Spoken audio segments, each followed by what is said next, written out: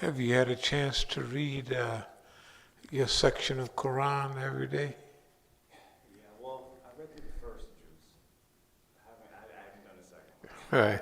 I made through that first one, so. Alhamdulillah. Yeah, I'm going to do my third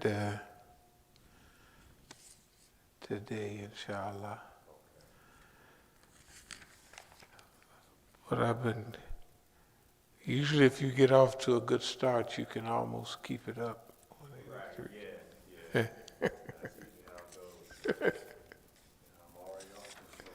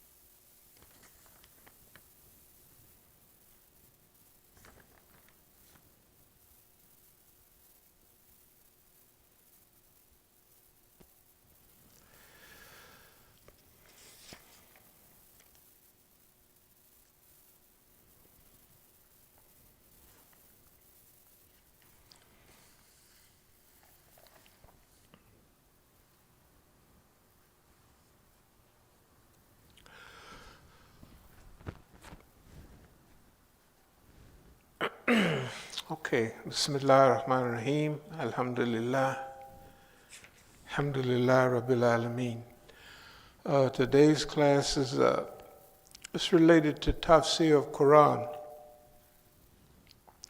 And I chose my readings today from Maulana Maududi, and most of these would be from Surah Baqarah.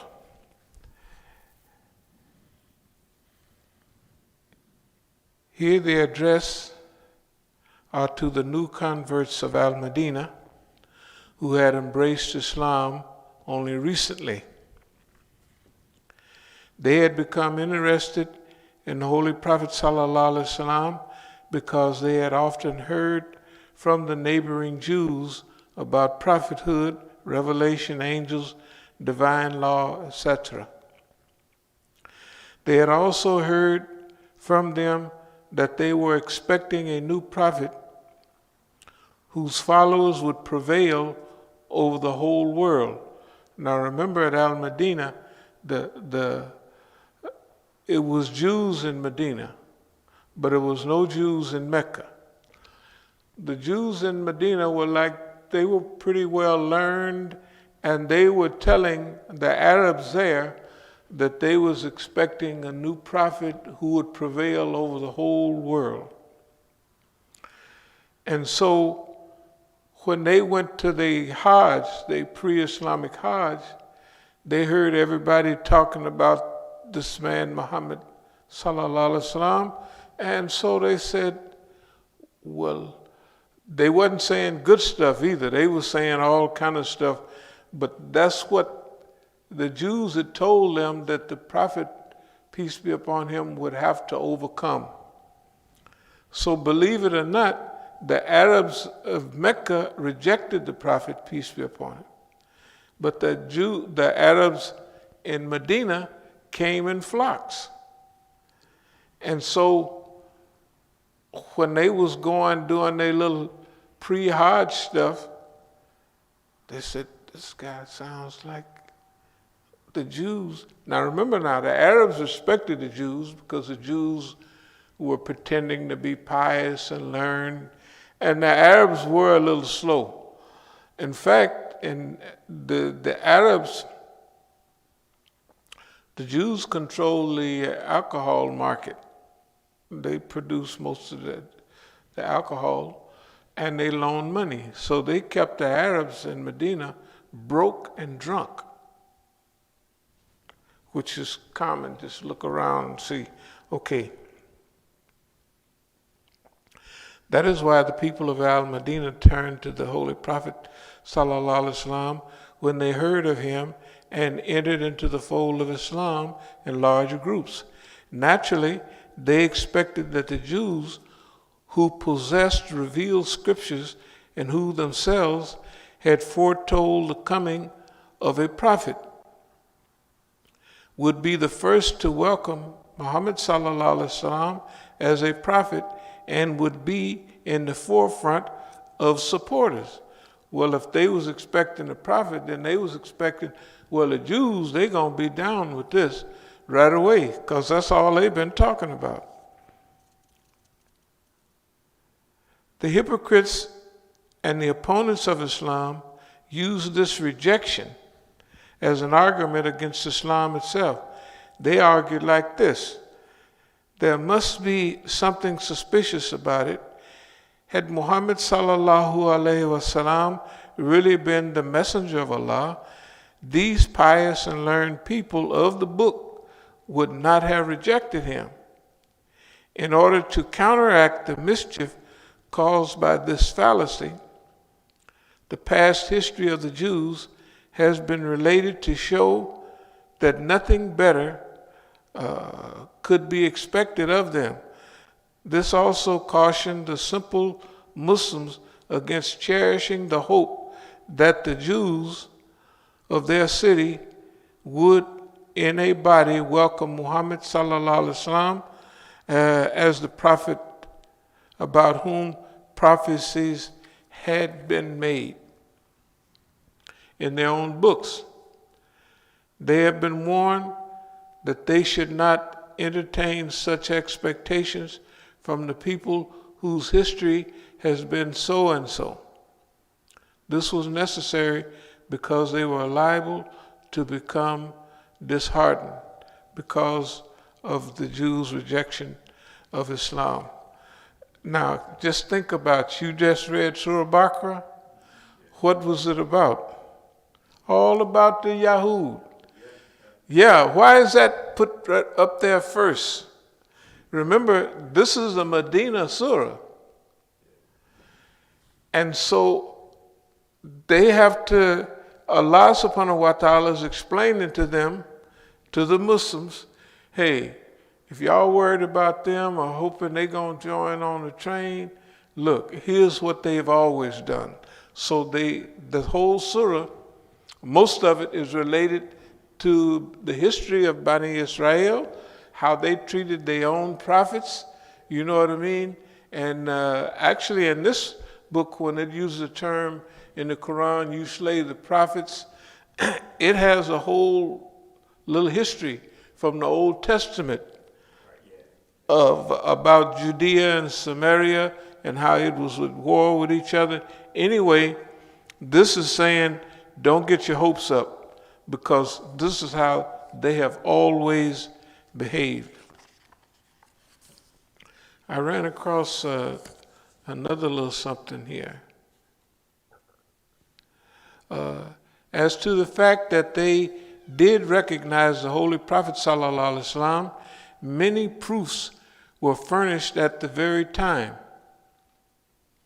The most authentic evidence is that of Safiya radiallahu anha, one of the wives of the Prophet sallallahu alaihi wasallam, who was the daughter of one learned Jew and the niece of another. She says, when the Holy Prophet sallallahu alaihi wasallam migrated to Al-Madinah, my father and uncle went to see him. When they returned home, I myself heard the following conversation between them. This is our uncle and our father.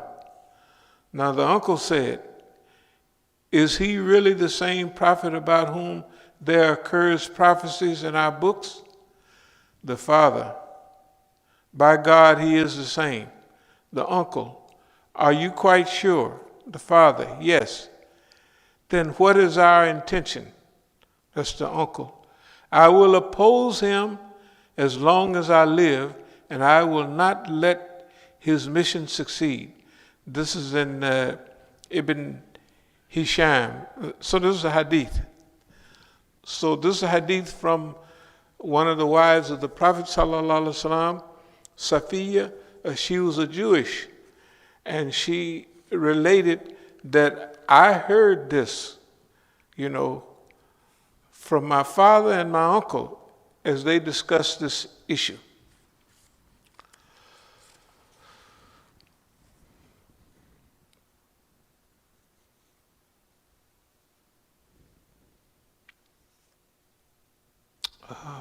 Okay.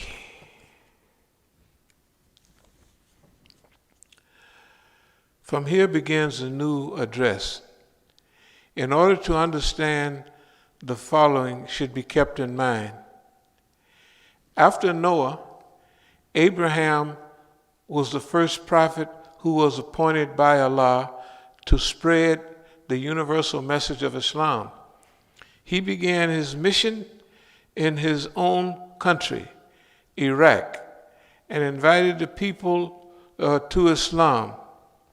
Then he visited Syria, Palestine, Egypt, and Arabia with the same mission.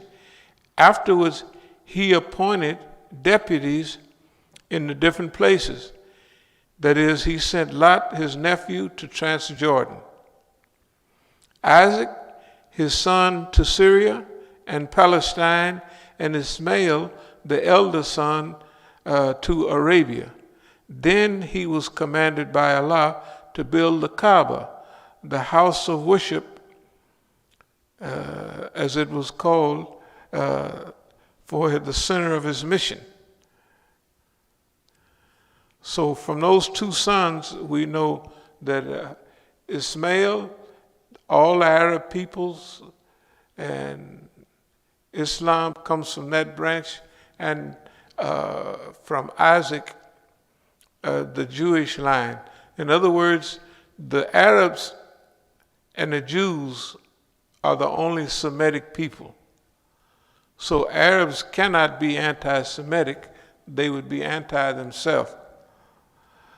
This is in relation to, and if you read Surah Baqarah, you can remember when it talked about religion, and it talked about the Christians say you won't go to heaven unless you're a Christian or a Jew, and so they all say that, and they said Ibrahim was the father of religion, monotheism. Okay, so Ibrahim was not a Christian, nor was he a Jew. Right? He was the father of religion. He wasn't following one of them. Okay. Now related to the Qibla. Remember in the Qibla it talks about turn your face to Mecca, okay. With the transfer of leadership, it was essential to change its center as well. As long as the Israelis were the leaders of the Holy Temple in Jerusalem, was the center of the Qibla of all the followers of truth. That was why the Holy Prophet ﷺ and his followers used to turn their faces towards Jerusalem for prayer.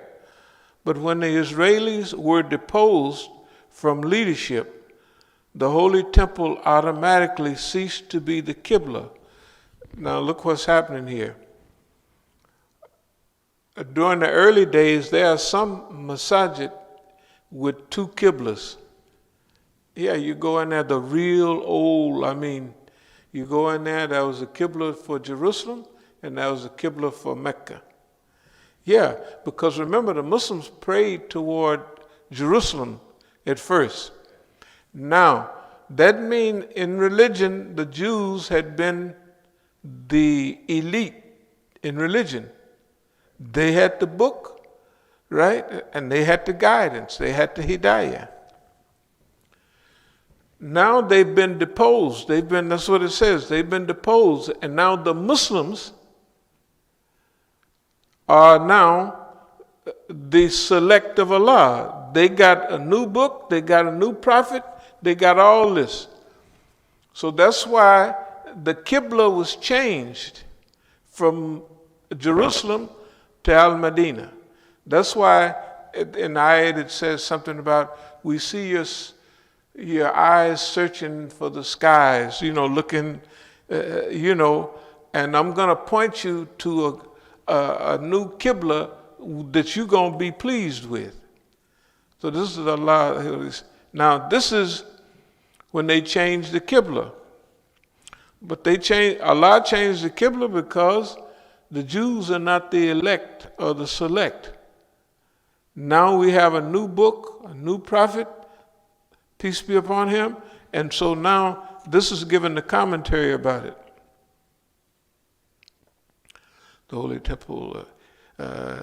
It was therefore declared that the Kaaba at Mecca, where Muhammad, Allah's peace be upon him, started his mission, is to be the Qibla in the future.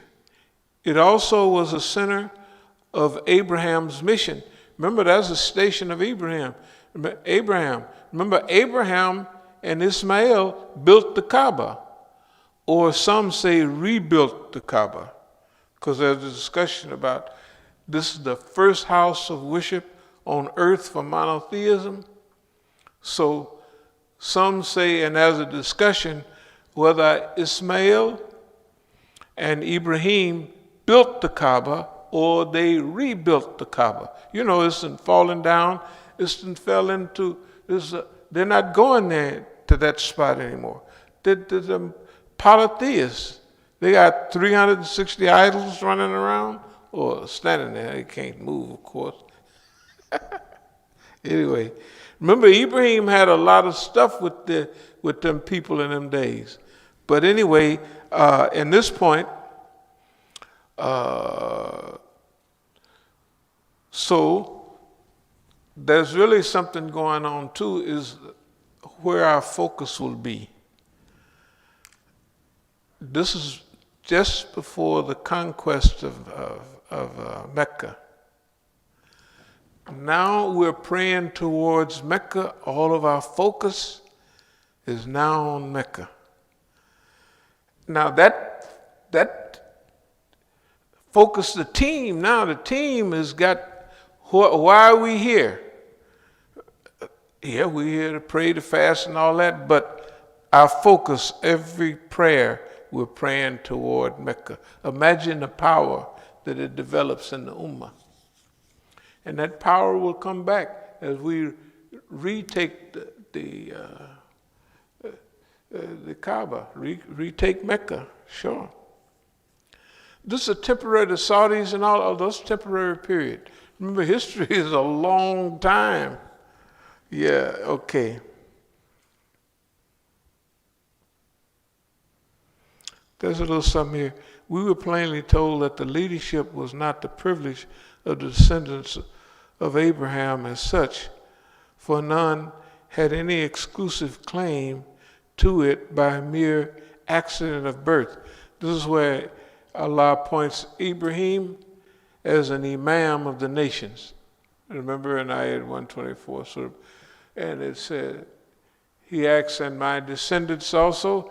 He said, but it don't say yes or no. It says, but my decree is not for the disbelievers or non-believers.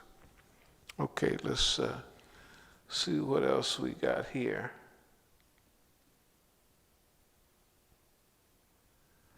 Okay, so that was relating to the transfer of leadership,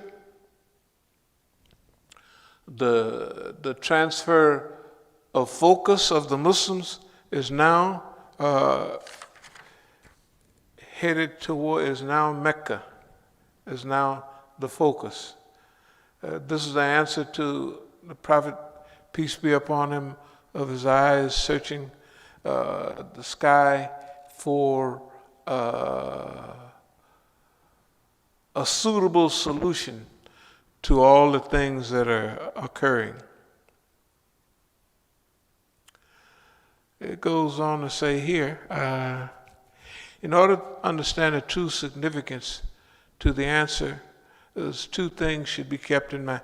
Judaism and Christianity were born long after the death of Abraham.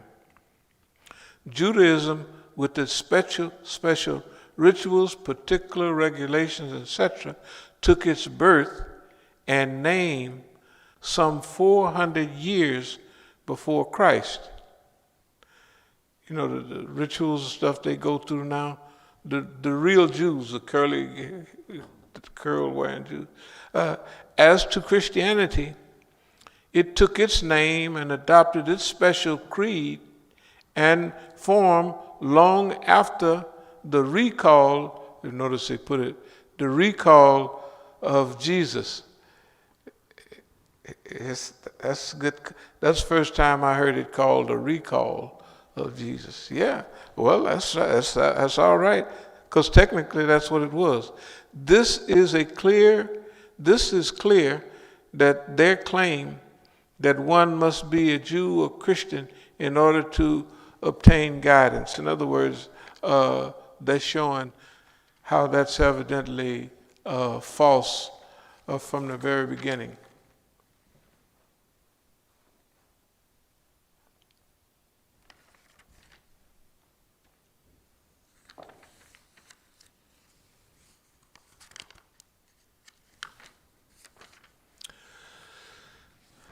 This is a declaration of the leadership of the Muslim community. This refers both to guidance of Allah, which was sent to Muhammad sallallahu alaihi wasallam, to the change of the Qibla. It was by following the guidance that the Muslims achieved those excellences, which led to their appointment of a community of the golden mean. This is Ummati Wasat. This is related to maybe ayat, a balanced community, a just community, ayat 144:3 or something like that in Surah Baqarah. Where it calls it a just community, a balanced community, and they would be witnesses for Allah and the messenger would be witnesses. So, yeah, okay. The community of the golden mean. It was a change of the Qibla from the temple to the Kaaba that was the indication of the Israelis or the Israelites had been deposed from the leadership and the Muslims had been appointed instead.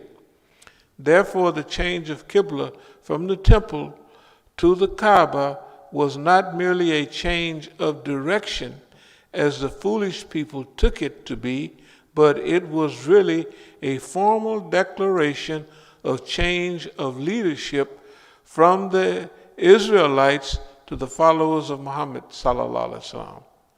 That's what we just said, but that's a big deal. The word in Arabic, Ummati Wasat, which has been translated into community of the golden mean, is so comprehensive in meaning that no English word can correctly convey its full sense. It is a righteous and noble community which does not go beyond proper limits, but follow the middle course and deals out justice evenly to the nations of the world as an impartial judge, and base all its relations with other nations on truth and justice.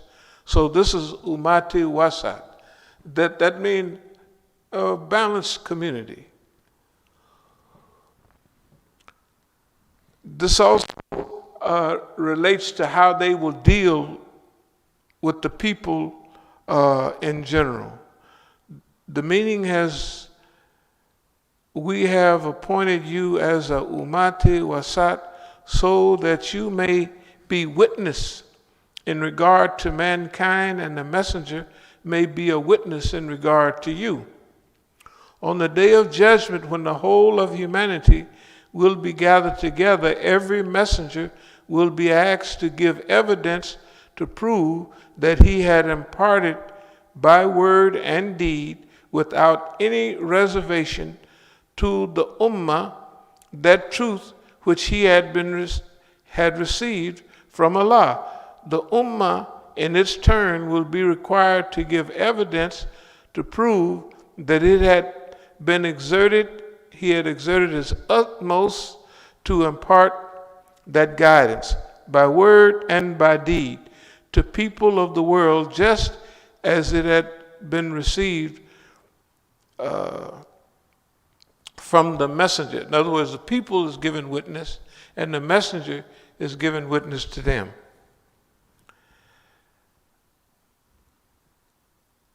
Well, I might as well read a little. It should also be borne in mind that Allah confers the honor of leadership along with the obligation to bear witness to that truth before the people. It's like rights and responsibility. You're given this right to do all this big stuff, and you have the responsibility to carry it out. And judgment will be where Allah will ask the people, did you receive this message? Yes. From who did you receive it? From him. So therefore, he delivered the message to the people the same way, right, that he got it. And so that's where you'll be a witness over the people will be a witness over. Okay,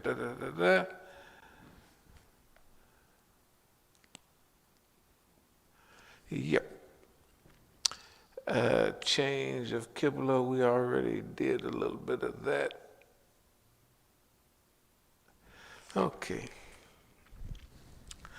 After their appointment to leadership, the believers from here on are given such instructions and directions as are essential for training and enabling them to discharge their duties of their position of responsibility. They are at first of all warned that leadership is not a bed of roses, but a bed of thorns. They will be confronted with difficulties, hardships, and trials at the very outset, and will have to undergo untold sufferings and losses.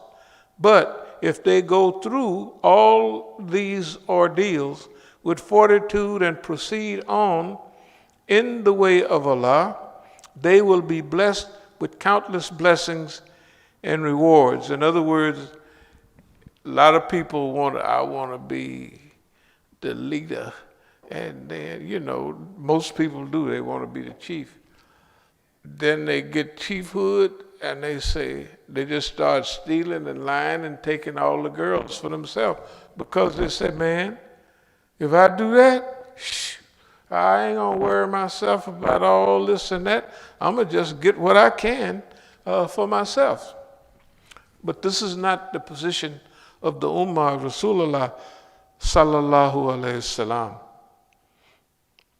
They're going along with this, they're given, this is where the stuff about, the next thing will, this is fortitude and prayer will generate in you the power which is required to bear the burden of responsibility with which you have been entrusted. Fortitude will give you that patience and courage under affliction, privation, and temptation which you are bound to encounter. And that moral strength and endurance which will be sorely needed in Allah's way, which is full of dangers. Prayer will train you in discipline and other moral qualities which are essential for the right type of leadership. In other words, with fortitude and prayer and perseverance and prayer. This is what this ayah is coming from, this ayah. You're going to need. And we always use the terminology that if Allah got to fight for you, He going to train you for the fight. Why? Because He know you don't know what's all going to be coming up in the fight. But this is what the book is doing. It's training the people, getting them ready. It is forbidden to refer to those who are martyred for Allah's sake as dead, because the very word dead and its thought are very discouraging and kill the spirit of self-sacrifice and the urge to fight in the way of Allah. Instead of this, the Muslims are told to believe the martyrs to be enjoying eternal life, and that is a reality which revitalizes and keeps alive the spirit of courage. In other words, that's why speak not of those who are slain in the way of Allah as dead. No, they are alive, but you don't perceive how they are alive. It does not mean that these words are to be uttered merely with the tongue. We should believe sincerely from the core of our hearts that we belong to Allah and none else. When we say, to Allah we belong, from Allah we come, and to Allah we return. Inna lillahi wa inna ilaihi raji'un. This is, if anything is sacrificed in the way of Allah, it is spent rightly because it has gone to His service, to whom it really belongs. In other words, Allah gave us life. We used our life in the cause of Allah, and to Allah we turn. We shall certainly return to Him means that we shall not live here forever, but shall have to leave this world one day. Thus, sooner or later, we must die and go to Allah. It is therefore far better to fight in His way and lay down our lives for His sake than to pass our lives in seeking the self-worship and then die of some disease or accident. Yep. A lot of this stuff, it just happens that the second subject we're going to deal with today is going to cover all of this in attitude, the transfer of leadership from one people to another, from one crew to another.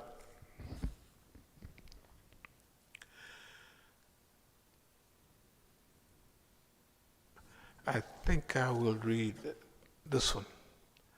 It's quite long, but it's going to give a good history. Islam proceeds step by step and by degrees in the opposition of in the imposition of most of its obligatory duties. The same was done in the case of the fast. Fasting is prescribed for you. At first, the Holy Prophet sallallahu alaihi wasallam advised the Muslims to observe fast for 3 days in a month. But this was not obligatory. Then in the second year of the Hijrah, right at about 18 months, the second year of the Hijrah, the command about fasting in the month of Ramadan was revealed. There was, however, an option even for those who were able to fast but did not. It's a command, but it was first you got an option. They were required to feed one poor man as an expiation of every day that he missed of the fast. Then after some time, the final commandment contained in the next verse, 185, is modified this, and the concession for able-bodied people was withdrawn, but retained for a sick person or a wayfarer, and by analogy for a pregnant or a suckling woman, and for those old people who were not able to fast.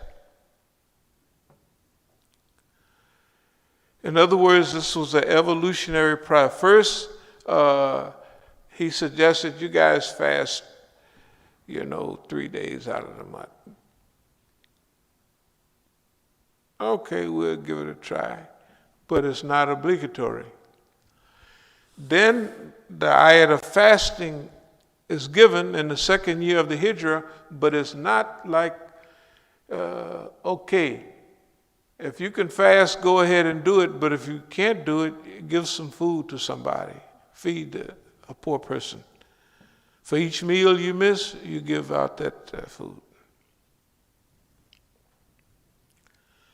But later on, that's modified in all the concessions about, except they kept, if you're too old, if you're a suckling or a pregnant mother and all those things, then you don't have to fast. And you could do it later.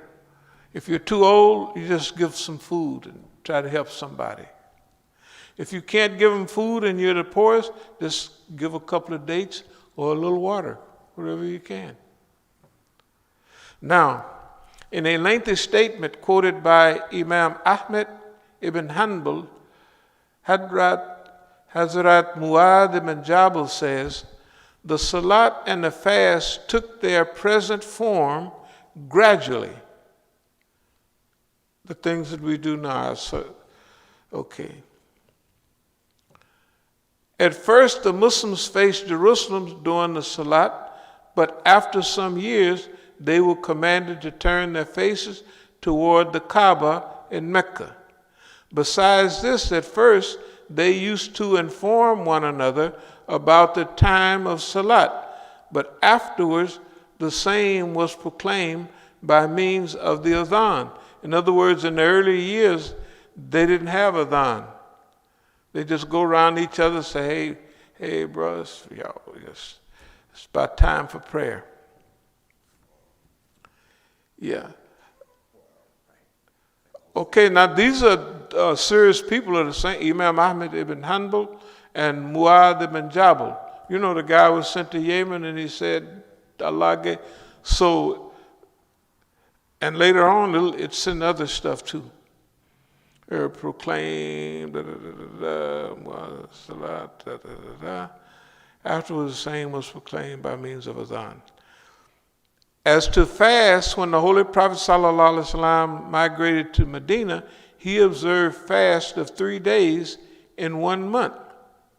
And also the 10th of Muharram, when Allah made it obligatory for the fast during the whole month of Ramadan, but allowed the feeding of one person as an expiation or for one who did not observe the fast, though he could. Afterwards, this concession of feeding one person for 1 day of fast was canceled in the case of healthy persons and the one not on a journey. This is Ibn Kathir mentions this. Now, Bukhari, Muslim, Abu Dawood, and other scholars have also quoted traditions from Aisha radiallahu anha, Abdullah ibn Umar, Abdullah ibn Masud. These is 2 of the 3 Abdullahs, Abdullah ibn Umar, Abdullah ibn Masud, and Abdullah. Yeah. No, not Abdullah ibn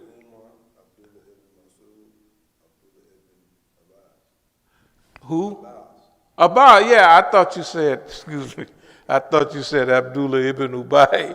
I said, who? No, Abdullah ibn Abbas, yeah, that was the 3 Abdullahs. That's what they call them in Muslim history, the 3 Abdullahs. In support of the same, Ibn Jarir Tabari, a famous commentator of Quran, has quoted traditions citing the authority in full from several companions and their followers. In one of these traditions, he quotes the following explanation of Muad ibn Jabal. Also, the Arabs were not used to fasting, it was hard for them at first to observe fast. They were therefore given the option to feed one poor person of the day. They did not observe the fast during the month of Ramadan. Afterwards, a commandment was revealed canceling these concessions, except in the case of a sick person and one on a journey. He quotes other traditions from Ibn Abbas to the effect, in the first commandment, Allah had allowed expiation for fast even for the able-bodied person who could fast but did not. In verse 185, which was revealed next year, the concession for an able-bodied person was canceled, but was retained for the sake of the person or the wayfarer or the journey. Do you know when this tafsir was read in public to somebody and who it was read by? When I was in the penitentiary, Lompoc Penitentiary, in 1978, Jamal Zarabozo used to come into the penitentiary to visit the Muslims. In those days, we was on the same side because he was studying Maududi. And I mentioned something about this, and the brothers objected. They said it couldn't be true. This was in a class we was having. And he asked, does anybody have Maududi's translation of Quran? You know, the first part. And he opened it to this, and he read this to show the evolutionary process in what we was doing. Because I had told them this type of thing, and I mentioned it, and they didn't believe it. And in the penitentiary, they want you to show them everything. This is a house of argumentation is what they should call the penitentiary. So he went right to it. Jamal Zarabozo, he don't talk to me now, boy. That boy is more than this, is to feed more than one person for each fasting day, or to feed one and to observe fast as well. Yeah. See the commandment.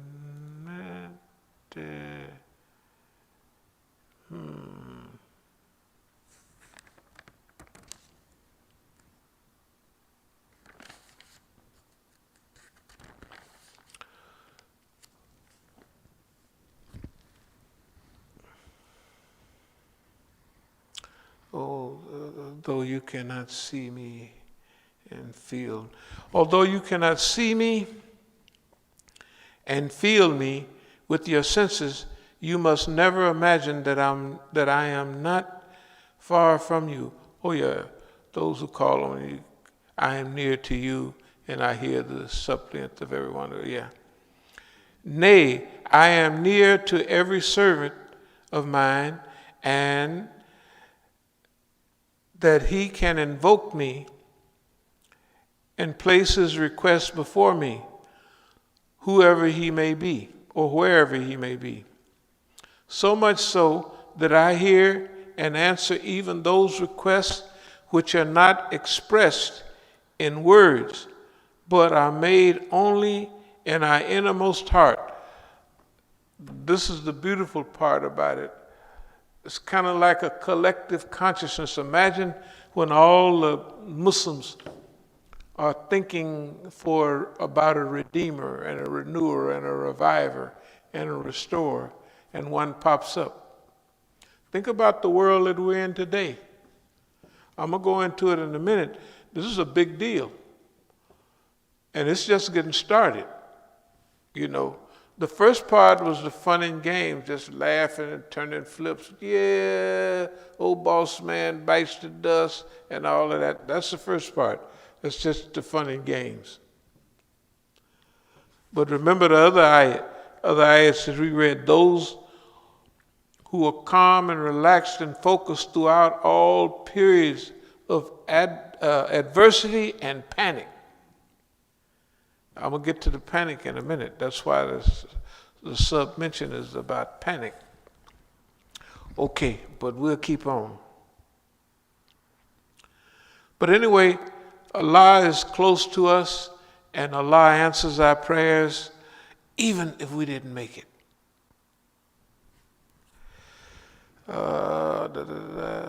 As to the false and impotent gods you have created in your ignorance and folly, you have to go to them, and even then they do not hear and answer you.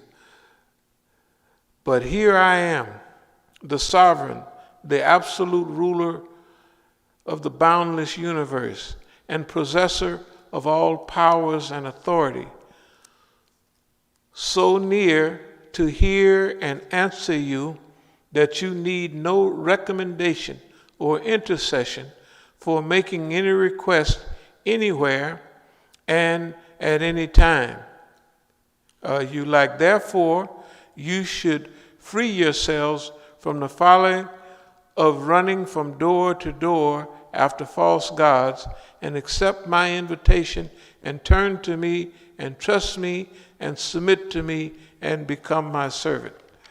That's deep. Yes, it is. Okay. We'll kind of, I know it off.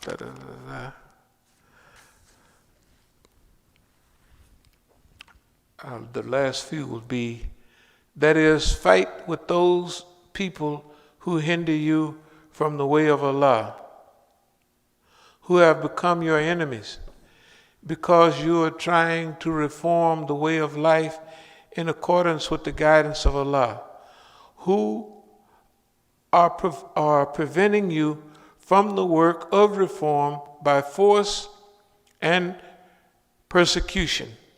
Before this, when the Muslims were yet weak and scattered, they were commanded to propagate Islam and bear all tyrannies with fortitude. But when they had established a tiny state in Al-Madinah, they were for the first time allowed to go to war against those who were opposing this reformative movement with force. The Battle of Badr took place after this, and a series of battles started with it. Is some saying, a historical account, that the Muslims, after the Battle of Badr, we had a battle on the average of every 62 days. Of course, when you read the history, it give you Uhud, then it jump here. But somewhere within the Ummah, on the average of every 62 days, we was defending the faith of Islam. The Muslims were warned that the aim of their war should not be self-interest nor material gain or retaliation. They should not therefore go to a war against those who were neither opposing them nor hindering them from their work. Besides this, the Holy Prophet ﷺ gave detailed instructions for keeping the war humane. He asked the Muslims to refrain from barbaric methods in warfare and from doing any kind of harm or injury to children, women, old people, and the wounded.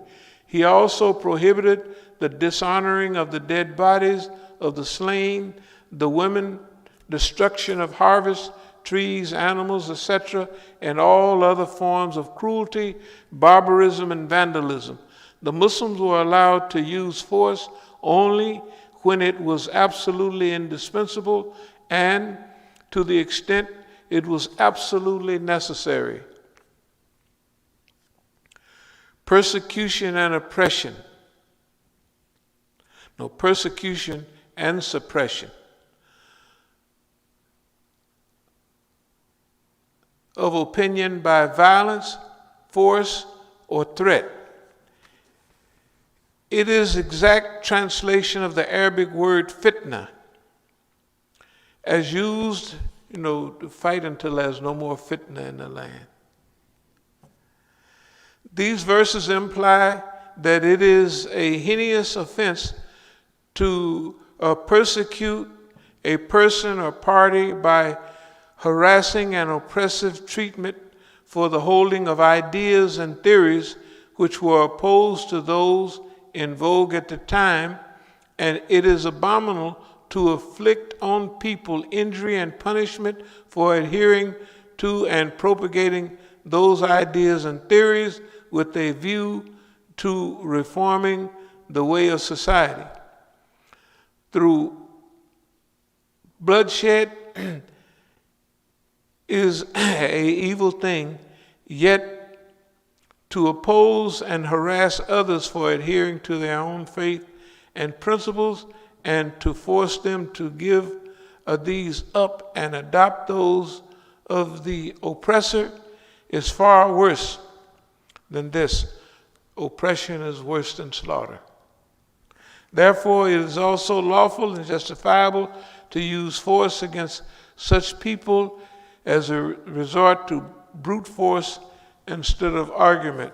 So if they have the Crusades and they come and they take over our land and Palestine, in other words, this comes into play. Would you turn the heat up just a little bit? In this verse, the word fitna has been used in a different sense. From the one in verse 91, it is 191. It's quite obvious from the context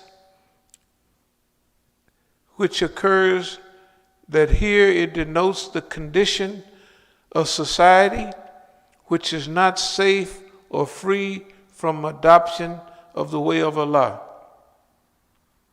That is why the Muslims have been exhorted to continue the fight to change this state of affairs and to restore peace and freedom for the way of Allah.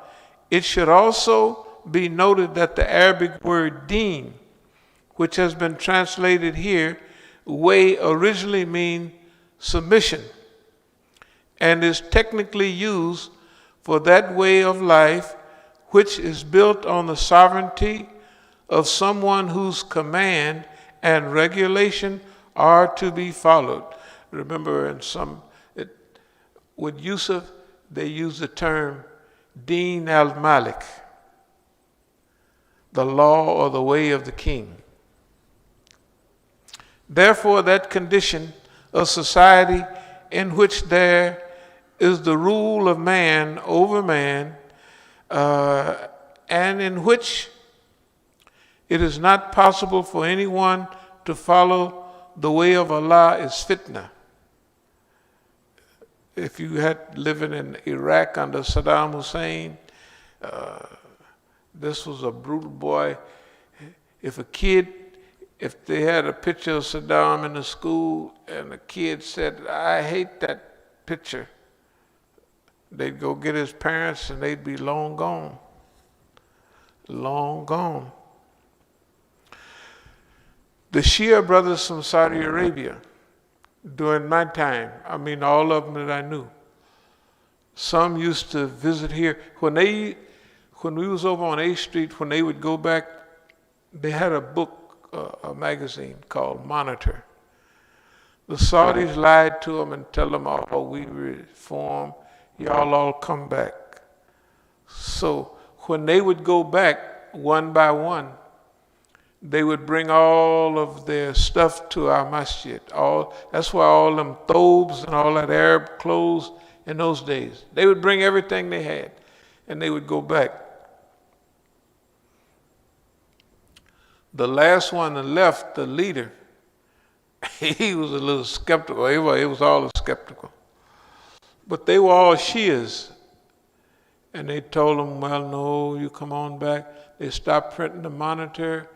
And as time went by, they went back. when they didn't go back before the little peace offering, they would grab their parents and say, you come back, stay over there in America if you want, but I got your mama and your daddy right here. That's a cold crew. That was the style. They did that. So the point is, every place you're not able to speak of Allah and His Messenger in the process that you have adopted. See, if you face our Qibla, eat our meat, and pray in the form that we pray, you're a Muslim. That's the Hadith say that, right? Okay. So that means Shias are Muslims. If they're Muslims, we owe them. We can't kill them. Their blood is not halal, right? We can't do nothing to them. We owe them.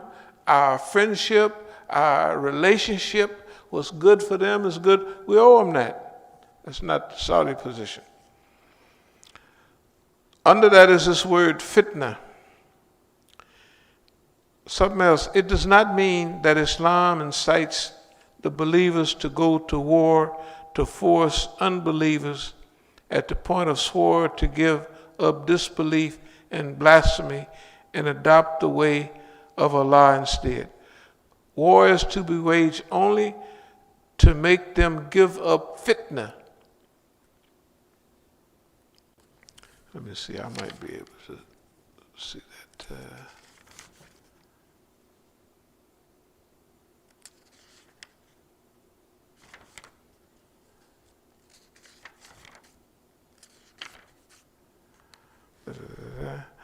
And fight in the way of Allah those who fight against you, but do not commit aggression, because Allah does not like aggressors. Fight against them whenever they confront you in combat and drive them out from where they drove you out. Though killing is bad, persecution is worse, or is worse than killing. Do not fight against them near Masjid al-Haram unless they fight you there. And if they attack you first, even in the sacred area, strike them without any hesitation. This is due punishment for such disbelievers. If, however, they desist from fighting, you should also do likewise, and know that Allah is forgiving and merciful.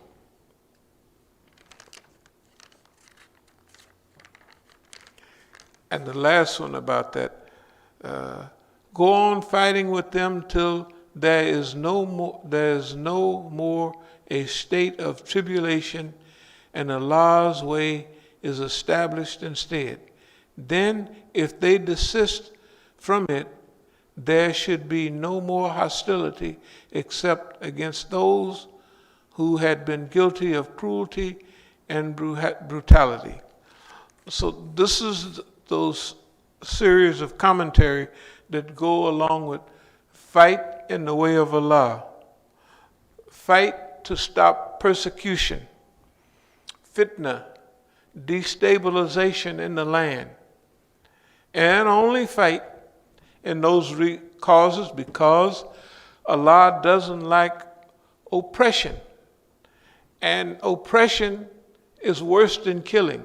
Because right there when the ayat is talking about fight them at the sacred mosque, if they mess with you first, don't give them no break, because persecution is worse than being killed.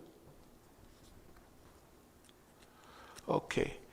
I'm going to breeze through a couple more here.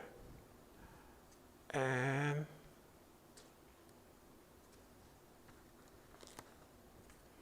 it might have been it, dear believers. Yeah. Well, that's the commentary on Quranic commentary for today. And we want to always deal with some commentary during this month. And you could tell the common language of Maulana Maududi and the extra tidbits he have in there. Now imagine this is a 16-volume set. This is a 6-volume set right here, but it has all 16 volumes in it. I remember when I went to Iran, and I went to Pakistan in 88 or 89, and I went to the headquarters of Jamaat Islami. You know, I went there for the whole show and the books and everything. And I looked and I saw volume 15 and 16, I said, because that completed my set in those days. In those days it came volume 1 to 16. And I got that, I was as happy as I could be. But I read these 2 or 3 times. It has tons of tidbits in there that you don't get in the regular tafsir. That's why I like it. It's good common language. It's not way out there, right? But it gives the sources, Bukhari, Muslim, and what have you. So today, we want to talk about today and the time that we're living in. This is a very serious time. I know you reminded me yesterday that I had made dua that the country and the leadership be made clowns of, buffoons. And I've been writing and talking about that for a long time. How much of this goes? Panic, fear, perfect. Okay. Also, we talked a lot about fear and panic. Okay, now let's just take the natural process, not in detail, but the first ayahs that we dealt with, and the section we dealt with coming from Hadith was about panic. You know the ayat, righteousness is not turning your face to the east and the west, but righteousness is believing in Allah, His books, His angels, His messengers, and giving in to those who travel in the way of Allah, and those who are patient and perseverance throughout all periods of adversity and panic. When you first think about, well, I'll just give, my opinion is that we're in the very first stages of this right now. The reason we haven't mentioned panic, because we wanted to see where they was going. And what I'm going to say is to try to outline something that they've been doing, and they don't know what they're doing. The system itself and the people, the rumor mills are starting to crank up. Okay, the rumor mill inside the United States and outside. Well, the internet, I don't mess with it much, but I'll start doing it in a little while, because the rumor mill got trillions of rumors, right? Okay, right now, they might as well enjoy this. Talking about being at home by yourself, this is the best part of it. This is my belief, and I'll give you the reason why. First of all, economically, they just gave money away. Let's say they said $2.5 trillion, and then they just gave another $0.5 trillion. That's not going to do any good. The first didn't do any good. And the first focused on the big boys. When all the medium-sized and poor people got there They said it ain't no more money. That's in 1 week. They gave all their money to their homeboys. Okay. For them, that's not good. It's going to come back to bite them. Now they're doing another, but that's not going to do a whole lot. It's going to help the people a little bit that got businesses. But they are like, they say now it's 26 million people applying for unemployment. Okay. When you look at the society, you look at, if you apply for unemployment, that means you worked in a standard job. You worked in a place that took money out of, out of your check. And it's there for them to see. Now, you look at all the Latinos. Think back 20 years ago, 30 years ago, they was pushing their cars down the street. They was doing this. Now, look at the vans, official racks on the top. Some even got their name on the side. Okay. But how many of those guys are taking money out for the guys that's working with him? His nephew, his cousin, or even his wife. You see, a lot of times the wife be working right along with him. So now let's think how many of them. What if this thing goes a minimum of a year?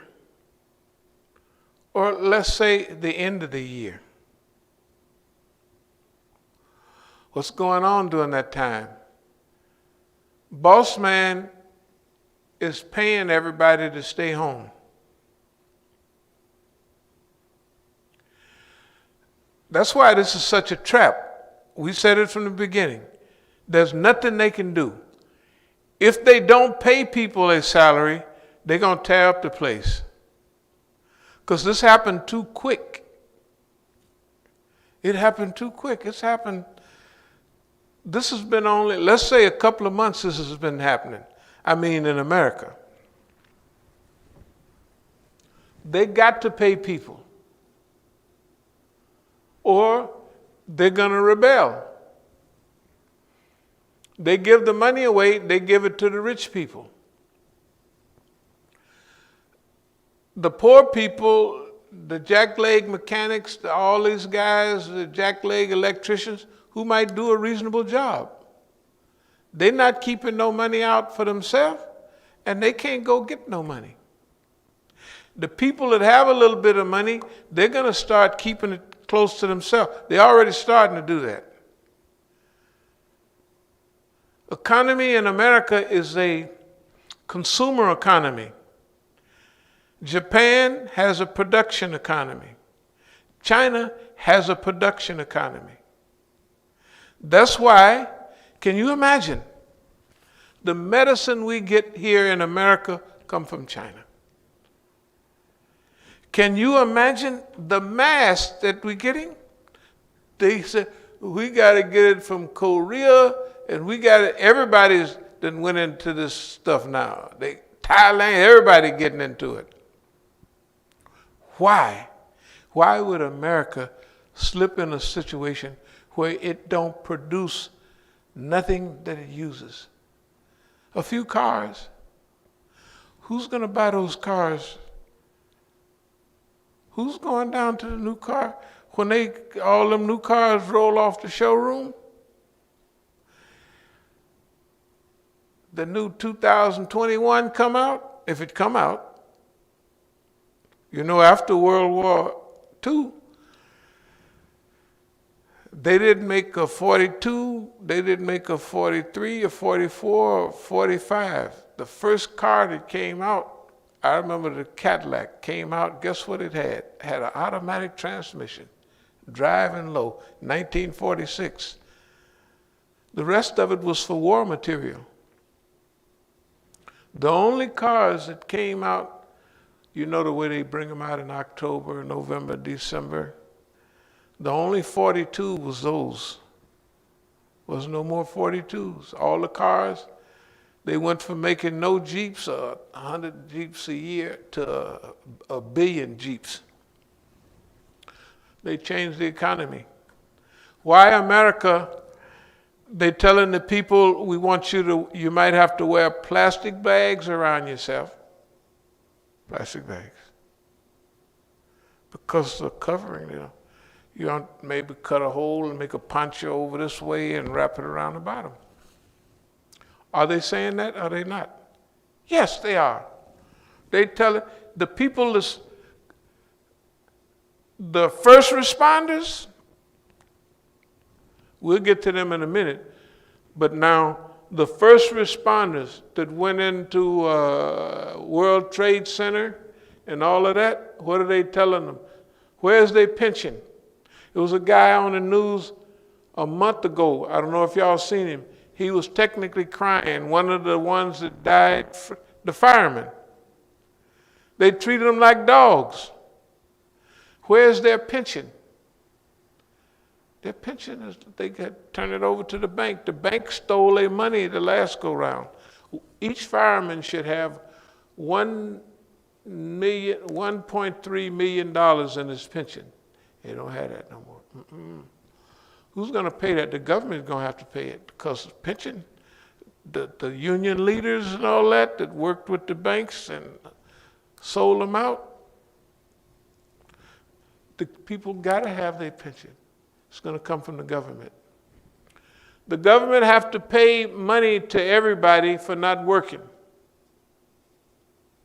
If the country open up, fine. You'll just have a zillion people. You will have a rehash of this in a bigger way in a few months. Right? Everybody's telling them, don't do that. Don't open up, man. It's going to kill your economy. It's not going to. So you have inside the system a suicidal pattern of behavior. And the government is already starting to panic. It's panicking because they're not doing what they should. And guess what? Everybody see them.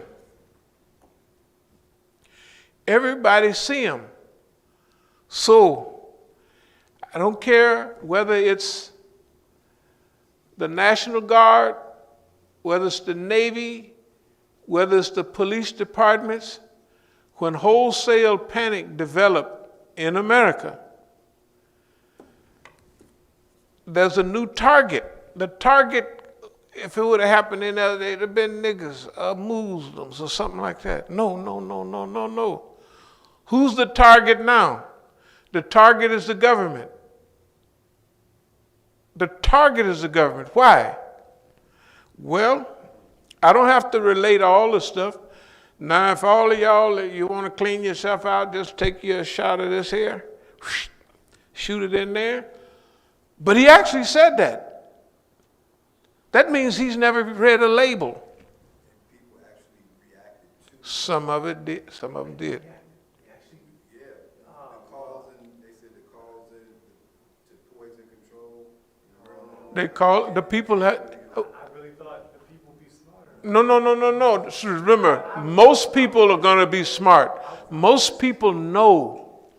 Most people know that. But if it's 300 million people that know it, it's a million that don't know that. They've been back in the woods and they never read a label. You know, they use bleach. Some people never read the label. On bleach or Windex, it said don't consume it, and if you do, call the people down there, right? They give you call them right away. Everybody hasn't read that. Everybody haven't read that.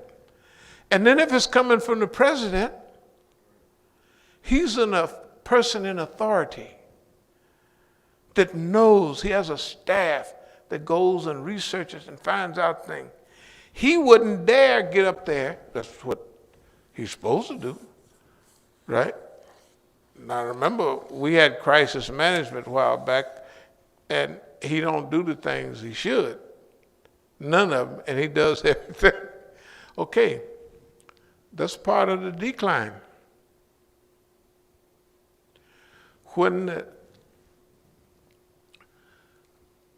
Next week, in 2 days, 3 days, they're going to come out with new unemployment. Is it 22 million or 26 million now? I think it's 26 million. Yeah, it's 26 million. Okay, so let's say it's 30 million unemployed. But it's more than that because the people that's running around the street equal that at least. There's at least that many people. All those brothers who was going down to Home Depot, they ain't put their name on nothing. They just get paid and they do their work. They're going to be unemployed because nobody's going to spend money during this period except at the food store. Well, think about the food during the panic. America is fine, but I want you to think about during a period of panic, what it looks like. Food has to get to the city from the country on trucks or trains. All them white folks is out there in the country, and they ain't been treated too well. I want you to think of how many trucks will be hijacked on the way here. Maybe 1 or 2 might get through. These cities are going to be like, we hope that shipment got through. How many shipments? They'll do like on the stagecoach they used to have riding shotgun. They're going to have a police escort for those trucks. What about trains? You got to remember, I'm talking about in a panic, a real panic. Is the panic coming? The white folks is doing what somebody said on the radio this morning. That's why I moved the class back for an hour. I just wanted to listen to it all over again and then assess what all that means, what they're saying. Not what the rumors are saying and but remember, if you've been listening to them long enough,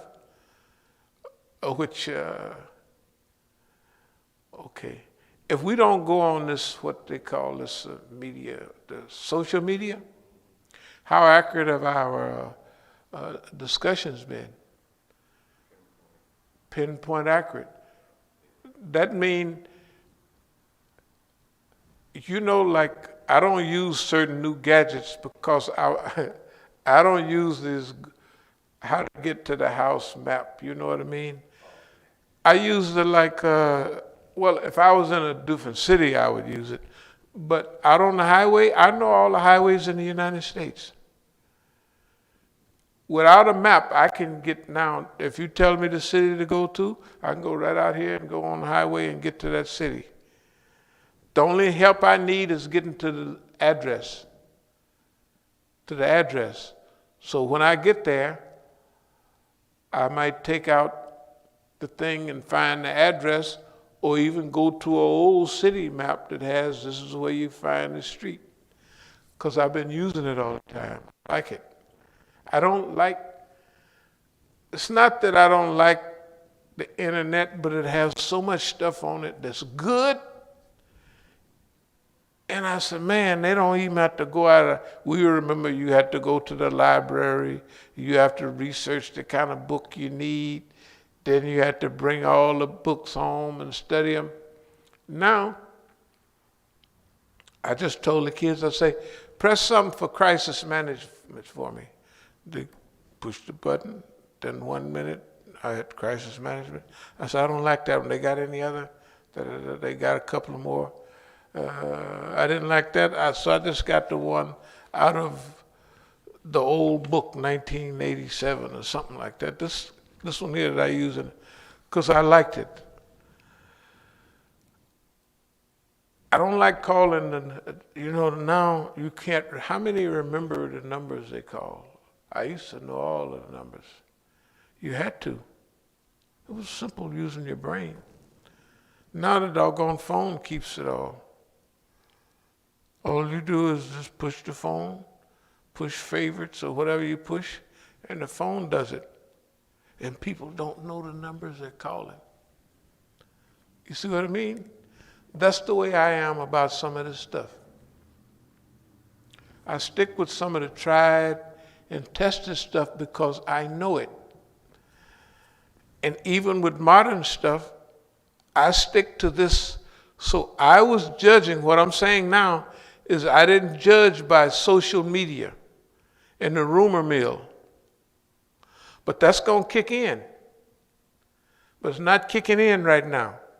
That's going to kick in right now. This is the last period of cruising for the government. Several things have to happen. In the economy, they have to keep paying the money to people. What is this, save your check or something? They got to save, so they know. The people have to buy things. This is not the Depression where it happened over 3 or 4 years. 1929, 1932, you got to, and then on and on. This is not like this happened, bam, nobody had a chance to work for it. Since this has happened, how have the government acted? The government has just lied and talked crazy to the people, and we got down up there to make sure that everybody will be mad at him. He was the face of this.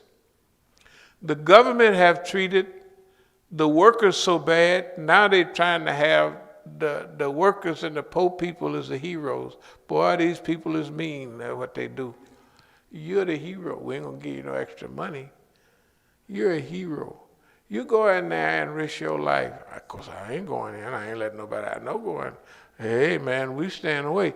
You go in there, and the people's coming out banging pots and pans. And that's good, because if they didn't do that, you know what I mean, we'd be in big trouble. So we sympathize with them. We're not making fun of them, but they got a memory too. Now remember, how many ladies have you seen on TV crying real tears I don't have? And how many people have said for the last 2 months, it's not a week, this is at least 2 months, we don't have what we need. Then, a month ago, we don't have what we need. Today, what they're saying, we don't have what we need. They want us to go back to work testing. But the government said, well, we ain't got no testing stuff, but we got one company making cotton swabs, but if the stuff you swab it in, they make it somewhere else. America looks crazy. The system, the money will eventually, the dollar is strong right now, but it ain't gonna stay that way long. Why?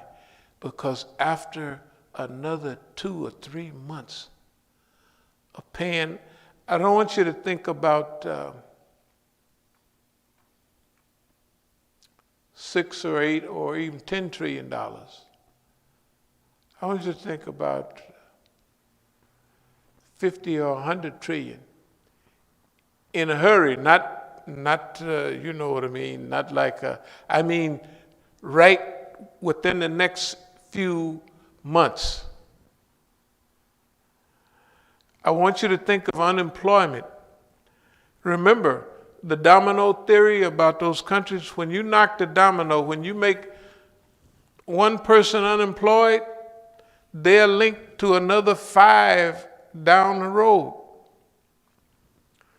So when you cut out these people, the little stores may not get no money. Nobody else to work in there. All of these things are tied to each other.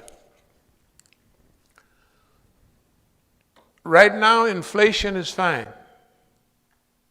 But what about the cost of food? What about how much food is going to cost?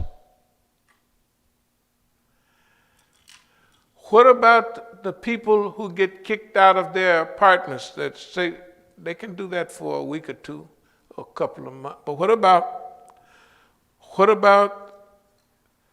the situation? What about when you call the police to put people out of houses? You know, like, remember you used to see all the stuff sitting outside of people's, they call the sheriff or whoever they put them out. What about you call them people and they don't come? You know why?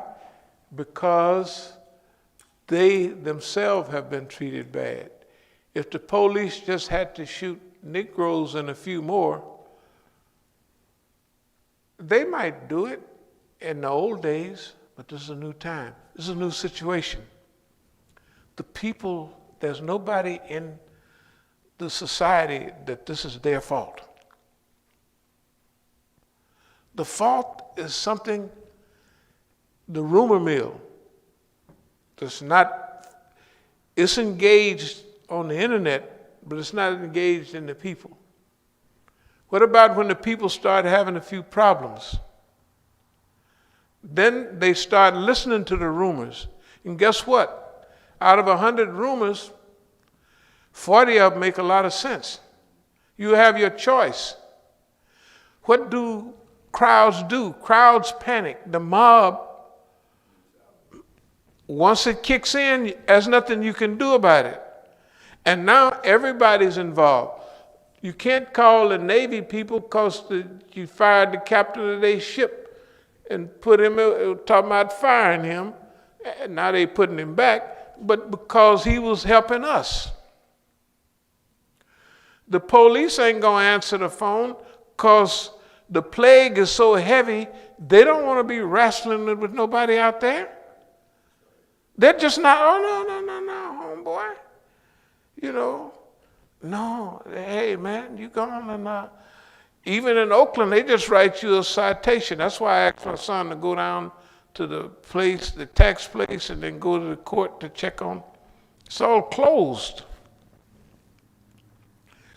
My son told me, he said, no, man, they write you a little citation. They write you, you got to kill Grandma Moses to go to jail. Because number one, the jail don't want nobody. They don't want to take nobody to jail because they don't want to be talking to nobody. They want to stay in their police car with their masks and gloves on. Right? And you doing, even now, I mean, you know, even now, that feeling is creeping in. And that's what they're saying about just to return to so-called normalcy. The people have to have some confidence in wanting to go back. They don't want that. That's dead. Right. Like, for instance, all the stuff we talk about, yeah, you're going to give us our money, yeah, but that almost, to me, psychologically, we're going to still do it, but it don't count. This is a new dispensation. This is really new. This is going to, when moves toward a close, we don't know when it's going to move toward a close.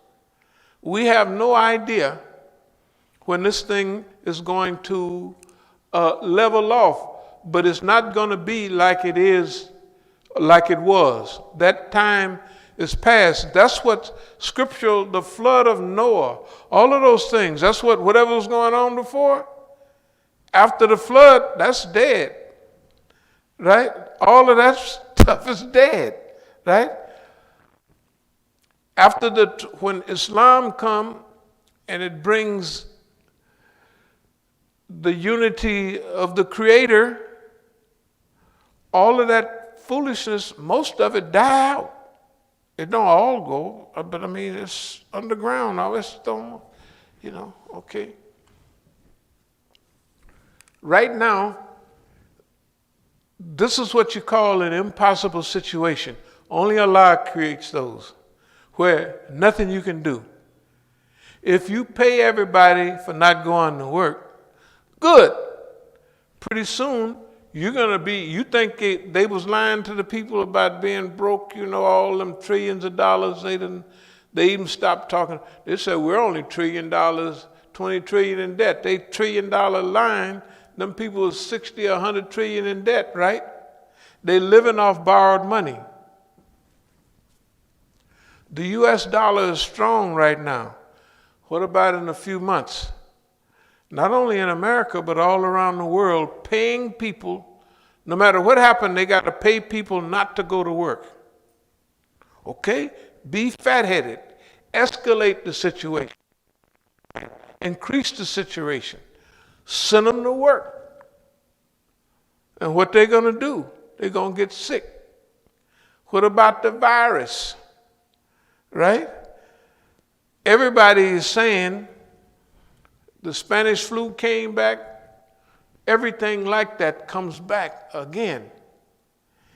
You can increase its return possibility, its possibility of return by doing what? Going out and hanging out people on the beach in LA and all that. That's good for them. We have the heat wave. We can't stay in the house. Okay, go ahead. Maybe the salt water will wash it off or something like that. You know, salt water probably, anyway. Yeah. Or not take a shot of, well, salt water won't kill you. You could, because they put saline, so it won't. But let's see, we can figure up something. Hey, look, this is deep. You have to realize, you have to think about it. Now, this is not play talk we're making. We're not making fun. We got to think about food, which we don't think it'll be a big problem in America, but hijacking and all of that. You got to remember how they've done people. You think them white folks gonna sit out there in Iowa with all them farms around them and starve to death? And those are the farms, they took those farms from them people and gave them to agribusiness? You think anybody gonna respect agribusiness? They just had the truckers, kind of having a little strike themselves. Yeah. The other day, 75, just pulled over. Yeah. In Houston. And because now they're starting to get undercut as far as salaries are concerned. I want you to think of white folks with all them trucks and trailers they still got out in Iowa and all that. They're going to drive out on all them fields. They can't have the sheriff ain't going to, they say, he watching it, but he going to call all his cousins. Yeah, I'm watching the field over here. Remember, it's not against the people anymore. This unified the people. It ain't the black people did nothing. It ain't the Latinos did nothing. Even the white nationalists, they're going to be the ones stealing most of the stuff. They're going to use their organization, and nobody will be there. Look, the police, see, they've been messing around with the police. So the police can shoot me and you, but their uncle and their brother-in-law, they can't shoot them. They can't shoot them. And everybody will be focused on, wait a minute, this problem didn't start with the people. They got a right to do that. They're not going to starve, let their little children starve, right? So imagine when the grocery shelves start getting a little empty, although there's plenty of food, right? That means in the wintertime, the second crops, if they have them in Iowa, but California, man, all the people going to be rolling out of them cities and knocking over all them agribusinesses. They're just going to go out, a truckload of corn, hey, you could sell it in the city for a lot. They're going to have caravans. Who's going to stop them? The police? The police ain't going to come out and be grabbing nobody and putting them in no jail. And the people in jail, it's going to be so much disease going around, they're going to be coming out of there. They're going to be saying, hey, man, we got to come out of here. You got to let us out. And then half of the guards are going to be saying, yeah, you know they're right. That means panic. In a panic, the whole thing that was the order in America is going to be challenged by the people of America. That's just coming. That's right down the street. It ain't next week, but it's close. The domino theory. One thing falls, it just falls all the way around. The economy goes, unemployment kicks in, that kicks in another phase of unemployment. Depression, not depression, but real deep depression. Real deep depression. Lawlessness. Why? The National Guard is your cousin, your uncle, and all them people. And everybody gonna remember the poor soldiers that was homeless. Everybody got an uncle, a brother, a cousin that's been a homeless soldier, right? And he went over and gave his life, put his life on the line.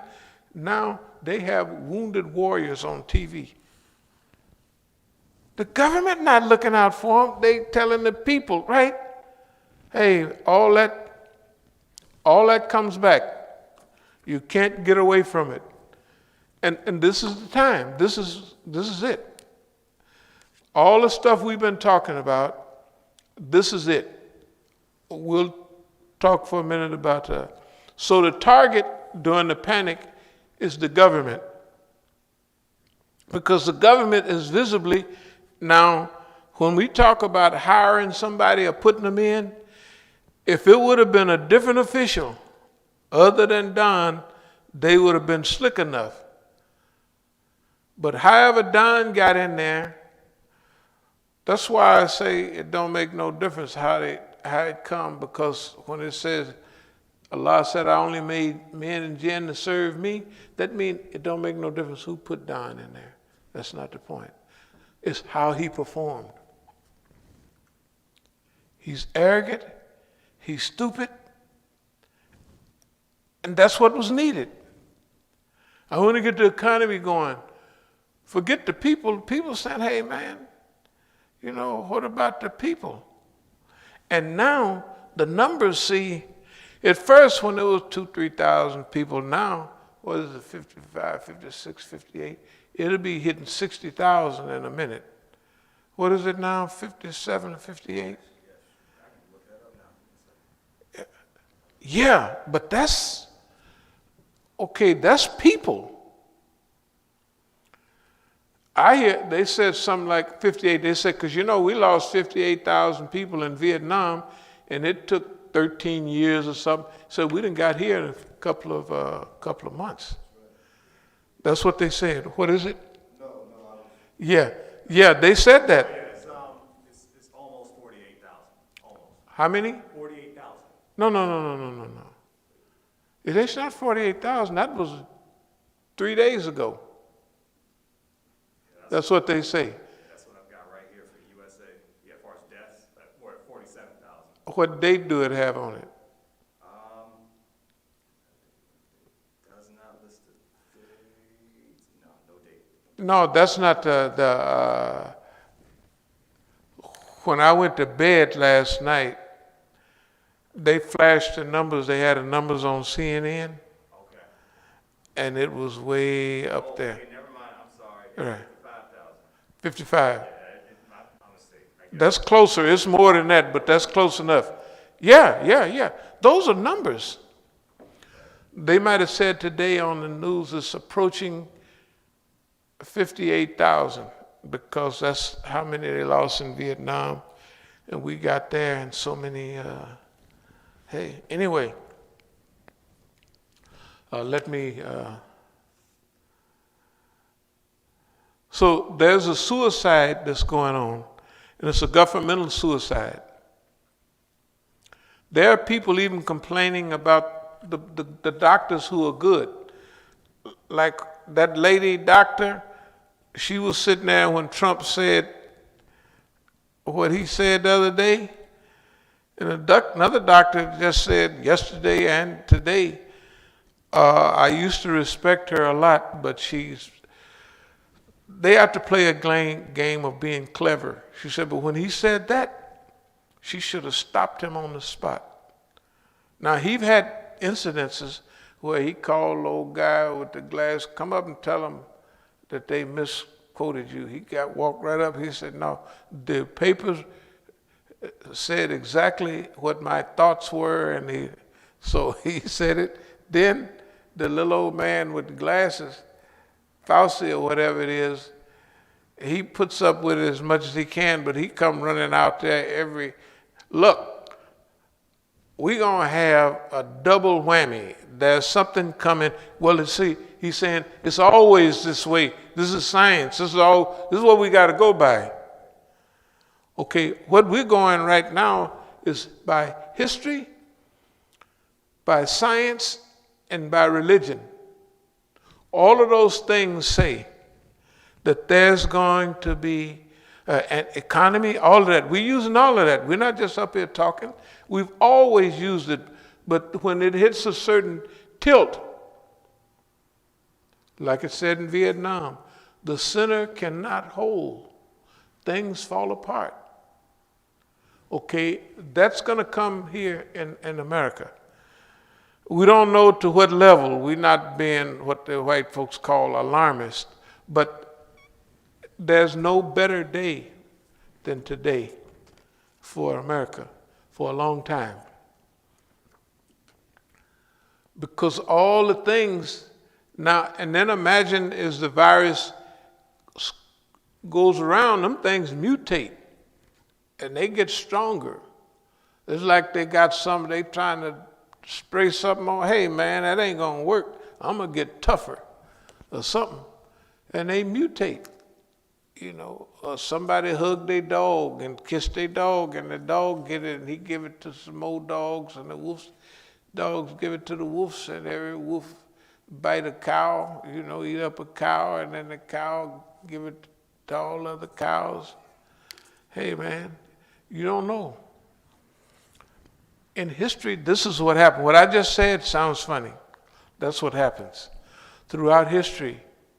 That's why we have to be calm and relaxed throughout the periods of panic and adversity.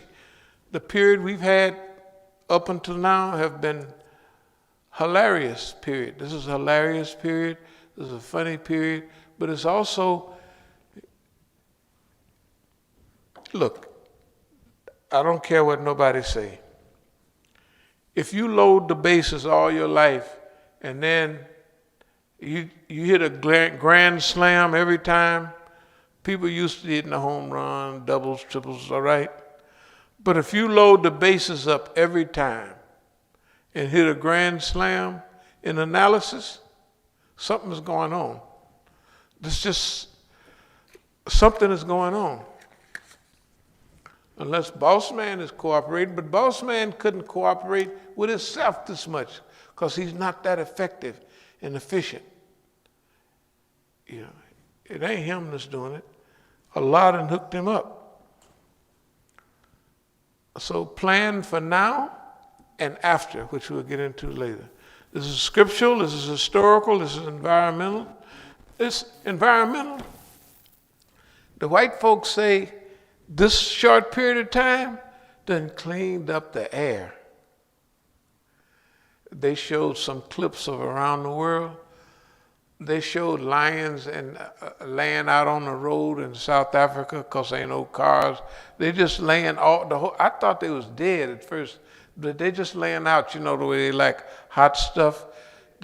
So they laying on the on the ground because it's probably warmer. The sun shining down on it, and they just laid out. Boy, they ain't moving. It's like sleeping in a car. They are laid out. They enjoying themselves. They showed pictures of L.A. They said, it's been 20 years. And that's after a rain. You know, when a rain, you luckily get some rain and a little wind, and it clears up the air. They said, we haven't seen a day that clear 20 years in LA. Now you could see. Can you imagine? I remember 1961 in LA when you would look out and you would, up this high, it would be real brown, and the higher you look, you know, looking across the city, it would get lighter as you went up, but it was brown. That's when LA that air was dirtier then than it is now. It was bad. It was, you go outside and run around. That wasn't 40 years ago, that was 50 years ago, or more. That was 55 years ago, because I was a teenager or younger. Okay. So, when Allah wants to clean up His creation, you know, kind of look at it like this. Allah is Ar-Rahman, Ar-Rahim. He's Al-Qadus. Allah is all-forgiving, most merciful. Al-Ghafuru Rahim, right? Now, He done allowed Shaitan to do his thing. And see, if you look at the historical perspective, Shaitan has a pretty good field day in the earth, right, historically? But every now and then, Allah give His servants a chance. If we look at it during the times of a few prophets, very few, but every now and then the time of Prophet Muhammad sallallahu alaihi wasallam, that was only a short period, 20-something years. A real nice period. But Allah gave His people a chance. And Allah done created everything, so Allah knows all of this. So Allah is Al-Ghafuru Rahim, all forgiving, most merciful. So Allah be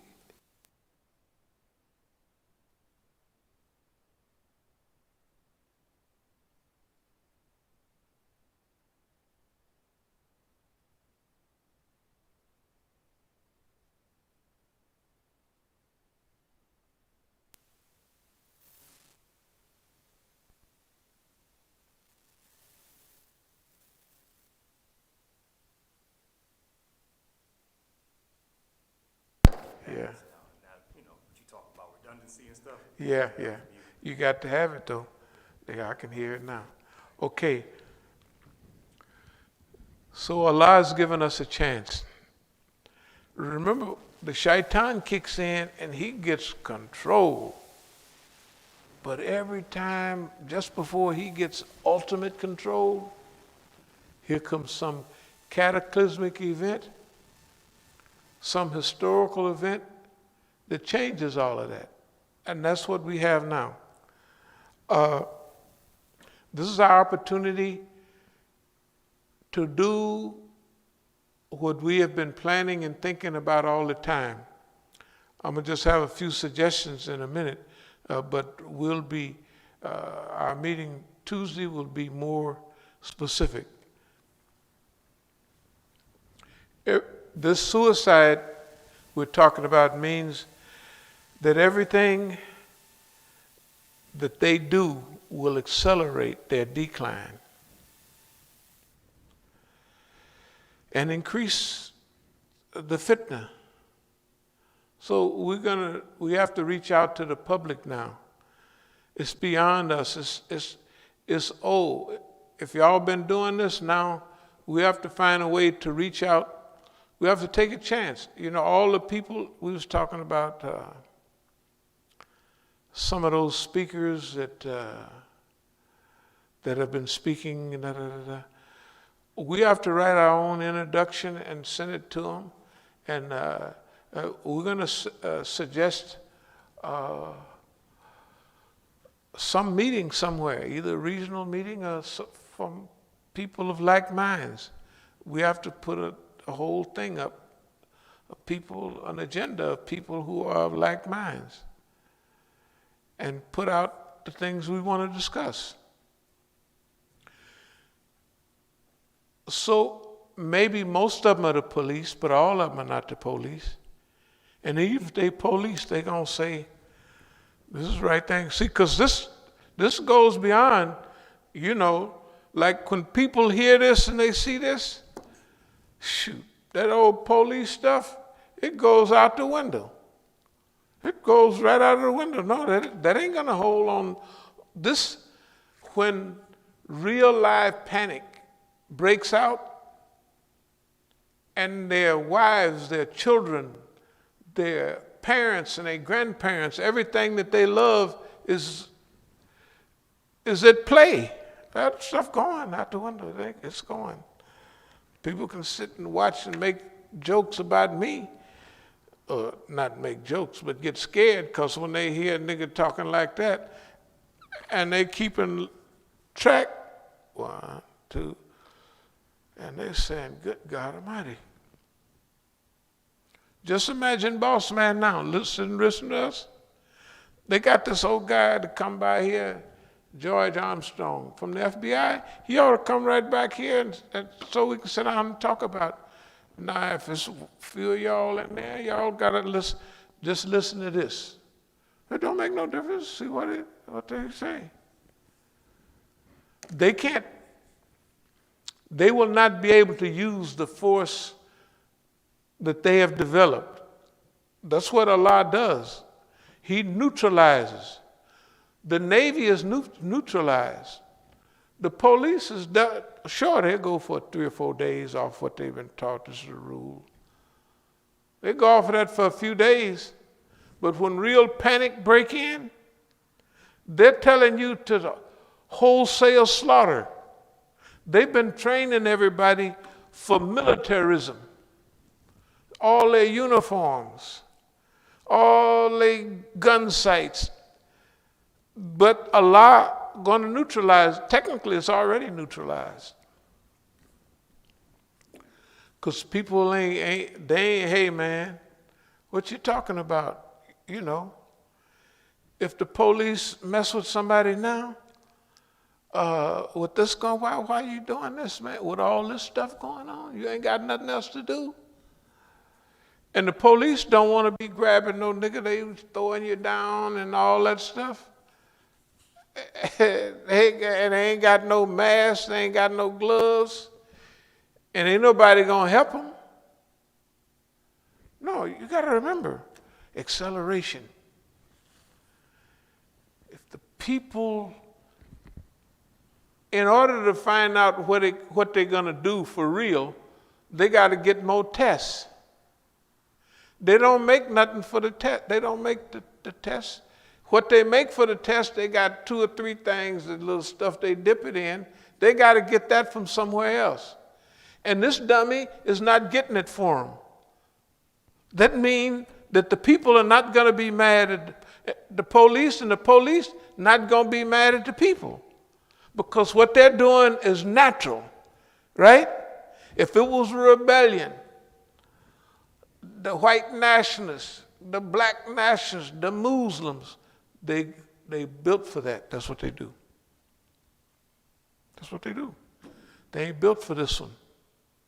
We always wondered, how is it going to, and then we said, hey, that's it. That's it. This is it. They can forget about it. I don't care what they do.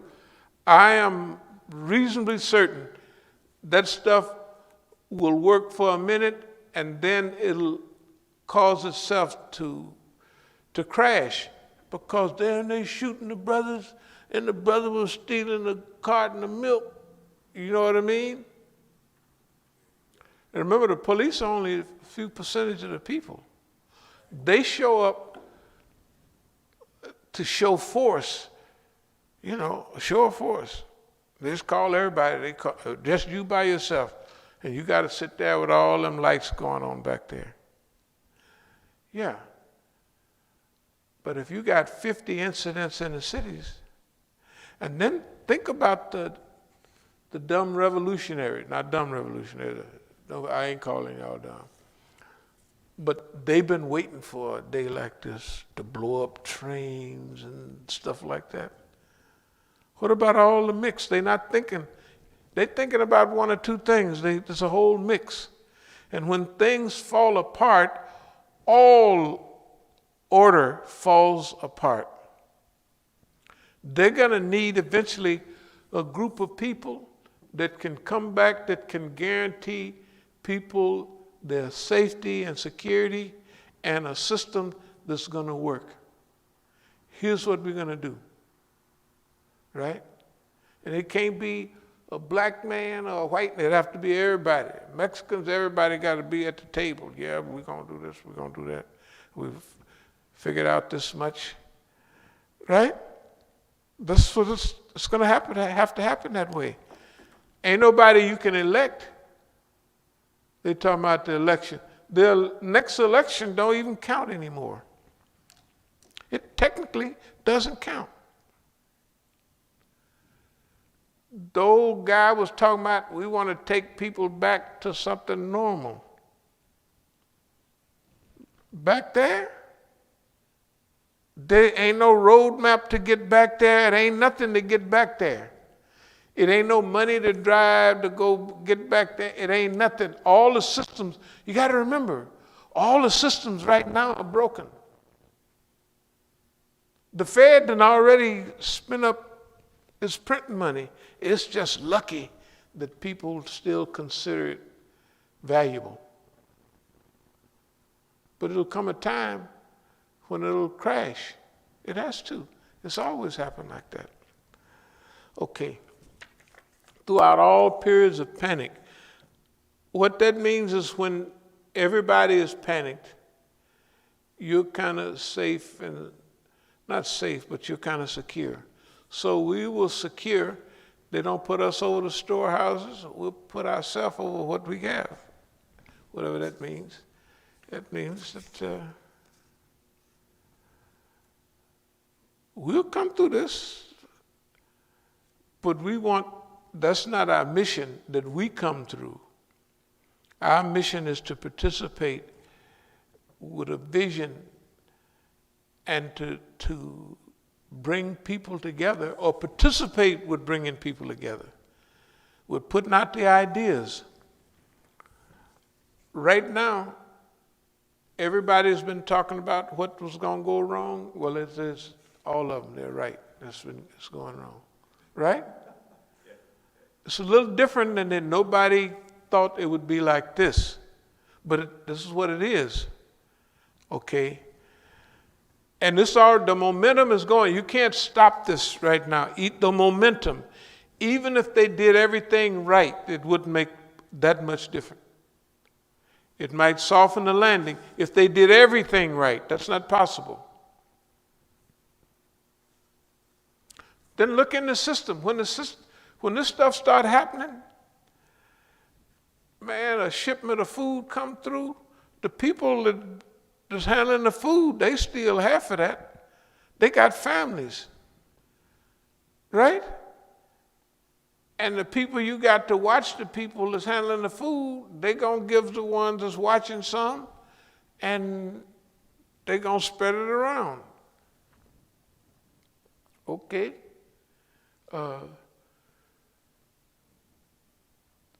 The sheriff will call, let's say 3 months, a year, and no rent's paid. Some people are not going to be able to pay rent. Some people can't pay rent already. The courts is closed down where they can't file. If they file something, it takes 3 months to throw you out, something like that. I don't know in California. They can't, and you call the sheriff. It would be 50,000 people they got to put out right here in the Southeast. If you're on the put out list and you see somebody get put out down here, pretty soon you're going to have a swarm of people down there, and they're going to assault the sheriff, or whoever, the dumb sheriff. One might come out to put one group of people out. Pretty soon he's going to tear up all them things. He said, I ain't doing that. I'll go sit in a car somewhere. This stuff, almost has to happen. The people needed a time, they thought, what do we need to do to fix the environment? Stop. We always said this, stop. Don't do nothing. Don't produce nothing. You don't need nothing. And it's true. We'll take care of food. We don't need no clothing because everybody got tons of clothing. I mean, just to wear, to keep warm, right? We don't need to produce no clothing for another 10 years. You wear the ones you got, then go down to Goodwill, let the price go up on them, right? You don't need no more clothes. So you need a place to stay, right? And you need food. Those are the main things you need. Okay, all that's a sign that we strayed too far away from reality, right? The basic needs to be happy. And we became frivolous. Frivolous. Frivolous is when people use too much makeup. We got phony nails because we don't work no more. Right? Stuff like that is frivolous. I remember when we was big, a big dummy, you know, we'd have shoes, and the shoes have a line, Italian shoes even then. If they went this way, the line went this way, the end. Then the next year, the line go that way. I'm talking about boots and everything. They don't change it, they just change. And if you had the line go up when in 1 year and then the next year, we used to have, well, white folks was tricking us. They have fall and winter and spring and summer. Fashions. You see them in the newspaper. When I got in there, I used to have to stay up to fashion. So this would be spring and summer. So I had to get new clothes. This is a new spring. This is spring 2000, right? And summer. I can't wear last year's clothes. Last year? Frivolous. Right? Frivolous. And that was 50 years ago.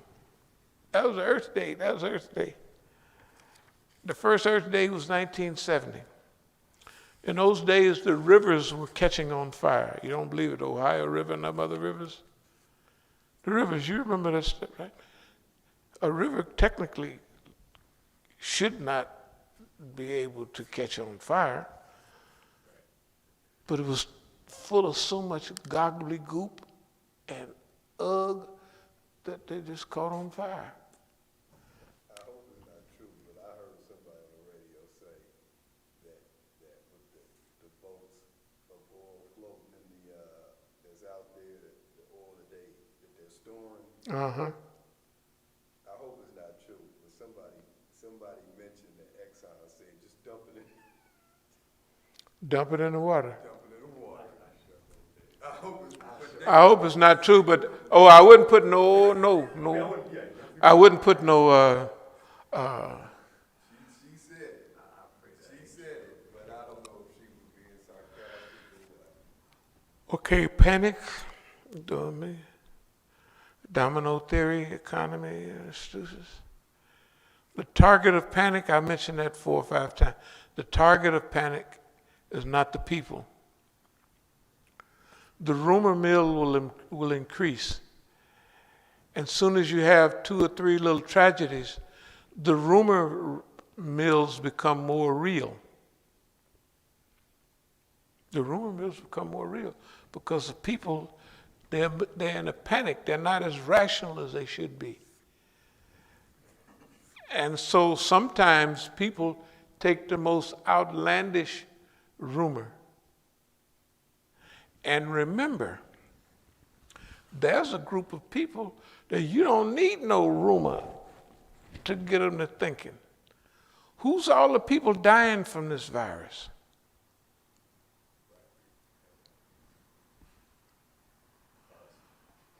Us.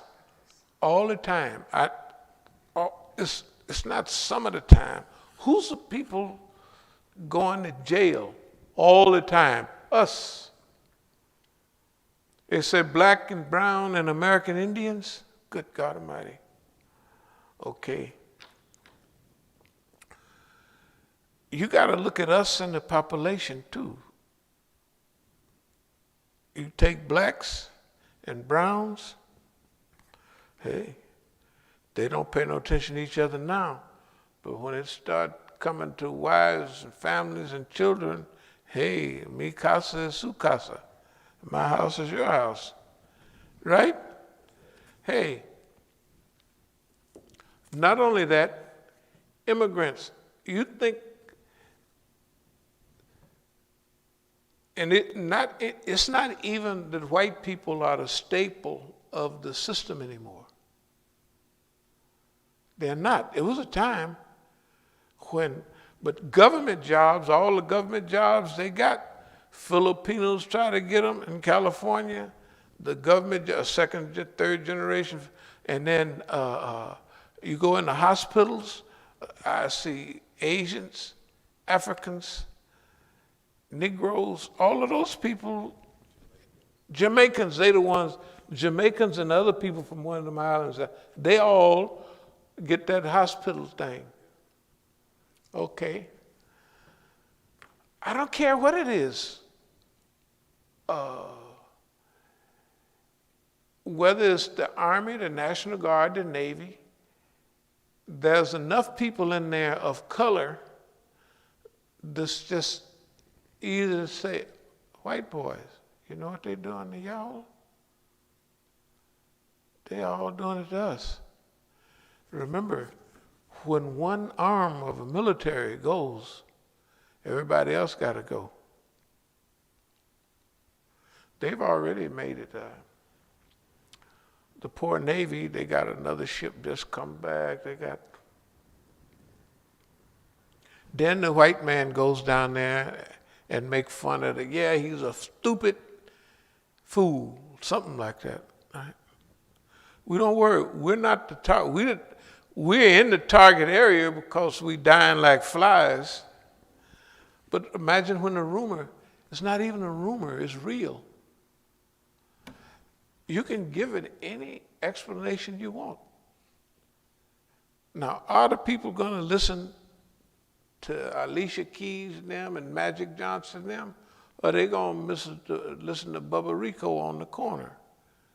Man, they trying to down, they doing it, and they do what happening, man. Right? And who they going to listen to after a while? Because when you watch the TV, that's who they got on there. Good job, Alicia Keys. Fine. Magic Johnson. Oh, this, that, and other. All them other Negroes. But ain't nobody gonna listen. Just like during the riot time, they'd send Martin Luther King and them, stop doing this. So man, get on out of here. Right? No. So, all of those issues, this is not I would rather talk about something else. Okay, plan for now, historical environment, new start. New start, that's where we're at. We're at a new start. If anybody can contact, the guy came here, he was with the Korean guy, George Armstrong was his name. He was an FBI agent. Anybody could make a hint to them that we would be happy to have a short discussion. Because they don't get away with this. They might have got away with Waco and shooting people, but they're not going to get away with this. They can't. They're going to be right in the middle. This one is bigger than everybody. The ones that isn't controlled, they're going to lose control fast. It's a chance that everybody that's been telling them the truth all the time, they will listen to them. That's why it's a trap for everybody. If the people that's been telling them the truth all the time and they are police and liars, don't make no difference. They've been telling the truth, the people are going to be watching them. And those of us that's been telling the truth and it's been the truth and we think it's the truth, we get to mix right on in the fix. Yeah. That's why Allah, when He make this thing to happen, it's going to happen. You can't get out of it. They can't get out of it. They can't buy their way out of it. They can't kill their way out of it. And they're the laughing stock of the world. Iran's death rate has gone down for several days. No, it's going down. Iran has gotten control. They even opening up and letting people go out and around a little bit. Hopefully they'll, I hope it works for them. Iran offered the United States, oh yeah, we've now got a lot of medical equipment, so if you want our help, we'll help you. Yeah. Okay, that's not with medicine. They have to get some of the, Iran makes its own medicine, but the base, they got to get some of it from India and other places. So,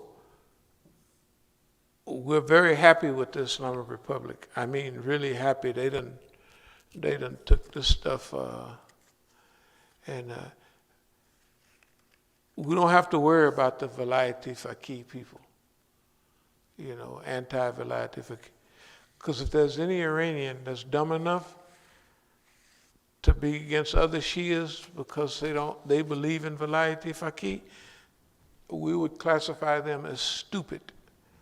After the way the United States government treats the country of Iran and every other country over there, if they want to do it, then they go down.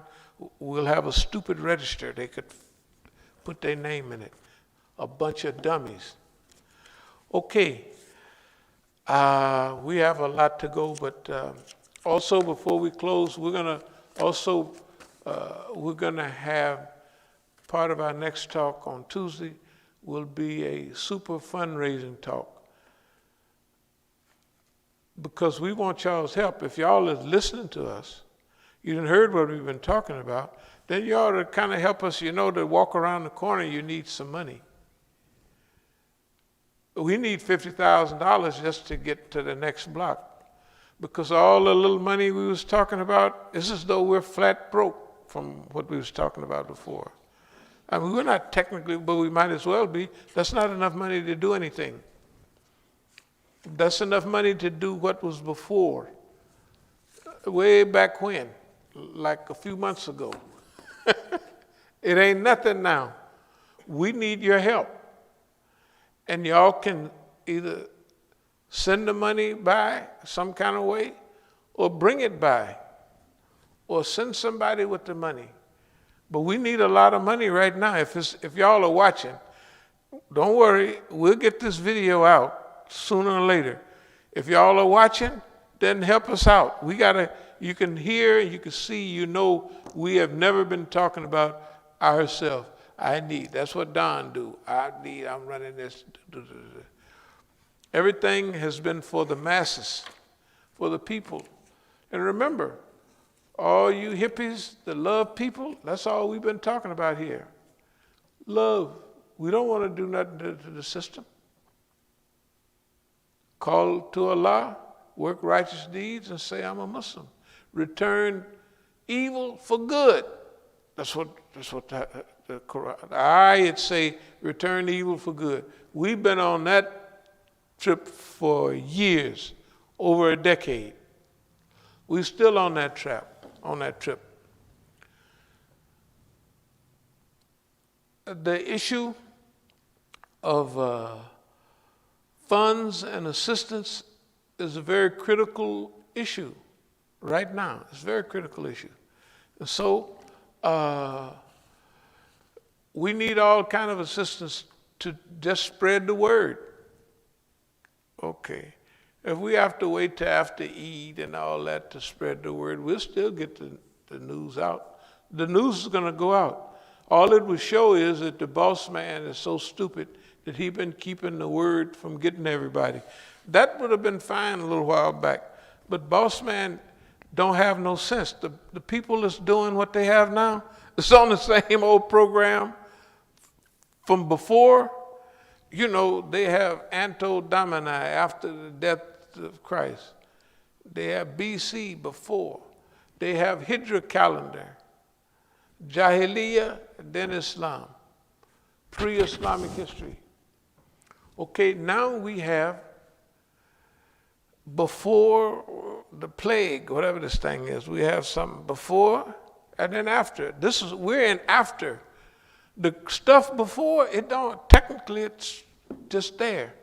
It don't mean nothing. What means something is now, what are we going to do to rescue ourselves in the world? When we used to talk all that scary talk, the world is dependent on you, and if you don't do this, the world going to boil over. Well, now we're here. We're here. We're actually here. And if you think you're going to trip, you ought to imagine me. I've been saying it. Everything. I was just reminded yesterday of something that I looked at one of the things. That we made dua for this period. We actually did. We just actually made dua. I remember the dua perfectly. I remember Salatul Jummah, Allah, da, da, da, da, and we did it more than once. But you can remember that there was make a fool out of, make a clown. Okay, we got that. But now, after that, after you get that, you got to go to work. Okay? We don't want to sit around here. This is not time for little issues. This is time for big issues and big moves. We got to get ourselves straight, get ourselves organized, and we have to get the people together. And in order to do that, you have to have some appearance of prestige. Well, not all the time. They might be willing to listen. But generally it would be good. So, hey, we want to get started, and we need your help. And you might as well send as much money as you can, because you heard of inflation. When they finish printing all the stuff down there at the printing press, the money is going to go down. We want to get there fast. Definitely, it's all about the world we live in. So we want y'all to help us. So help us in a big way. There's no little small, let me send you $50, $100. I'm sorry. We used to have a preacher in Oakland. He used to call himself, his name was Narcissus, Louis H. Narcissus. He was that too. We used to buy a mink at the same place and all that. And he was the richest preacher. He used to call himself Bishop Louis H. Narcissus. He had one of them big, he was a regular Father Divine, you know, them big Negroes from the old days. And we used to hear him on the radio, and he would say, when people used to put change in that, we was poor in those days, they'd put change in it. He said, don't put no change in the box, because that tingling, it hurts my ears. That's how rich that Negro was. He said, I don't want no change, because the sound hurts my ears. That tingling sound, it hurts my ears. That's how arrogant. His name was Louis H. Narcissus. I don't know what his name was. It might have been Johnny Jones or something. But that's what he called himself. And he was narcissistic. It was all about him. This is not all about us. This is all about you and the world we live in. We really, we can't get no serious in that. I don't want to be an alarmist. And I'm not alarmed, because I ain't like bug-eyed, paranoid, and looking all. But this is a different time. You can feel it. Everybody feels something going on. Another thing, and I'll close with this, is the batting average. I know I talked about it a lot lately, but look. If the batting average have been 1, 2, 3. If we hit a grand slam every time we come up to bat, what we said then and what we're saying now, it has to be correlated. It has to be some correlation. If it's half true, it's all true. If half of what I just said is true, that's enough. That means that make the other stuff true. If 25% of it is true, it's all true. And suppose it's truer than what we say. When you go into these periods of panic and all that, you have to be on your job. Because everybody, all the standard furqans or the standard yardsticks and things you use to associate things with another, they gone. And people in a panic, even if they half panic, you know, I don't know if you ever been around somebody when they kind of drowning a little, they pull you down. They teach you that. I didn't know that when we got out on Lake Merritt, all of us in black jackets. Boy, we was tough looking. And there was too many of us overloaded a canoe. And we in the water. And the brother was trying to pull me down. I had to bop and knock him off. Then I could help him. They'll pull you down. So everybody during a panic, see, I could swim. I'd been to swim at the car, I could swim. I'd been to them kiddie prison camps where they teach you to swim. I was pretty good. So I knew what to do, but he didn't. And we pulled him on out. But I had to get him off of me, get off, you know, because he's actually pulling you down. And he's not, you can't talk to him like, hey, take it easy. We got you covered. No, it ain't none of that.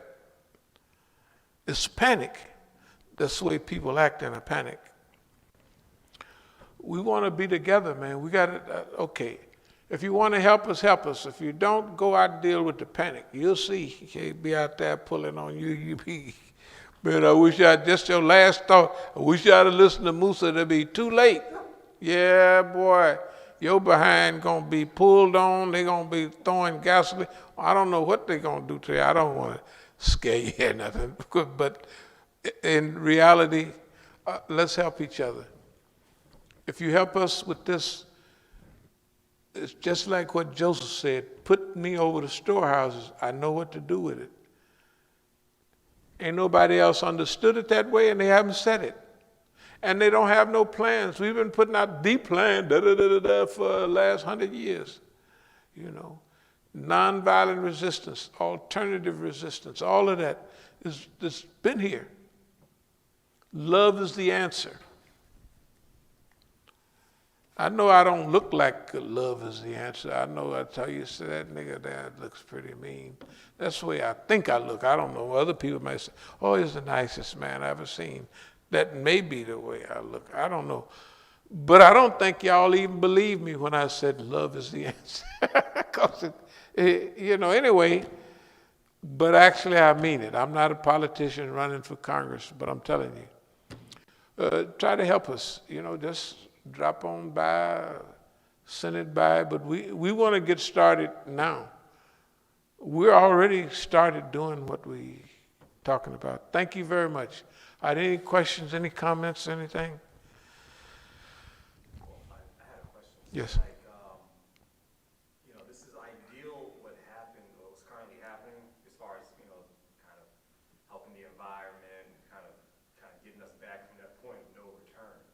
But it's, it's getting to the point now where, we're teetering on like the brink of, the basically civil unrest.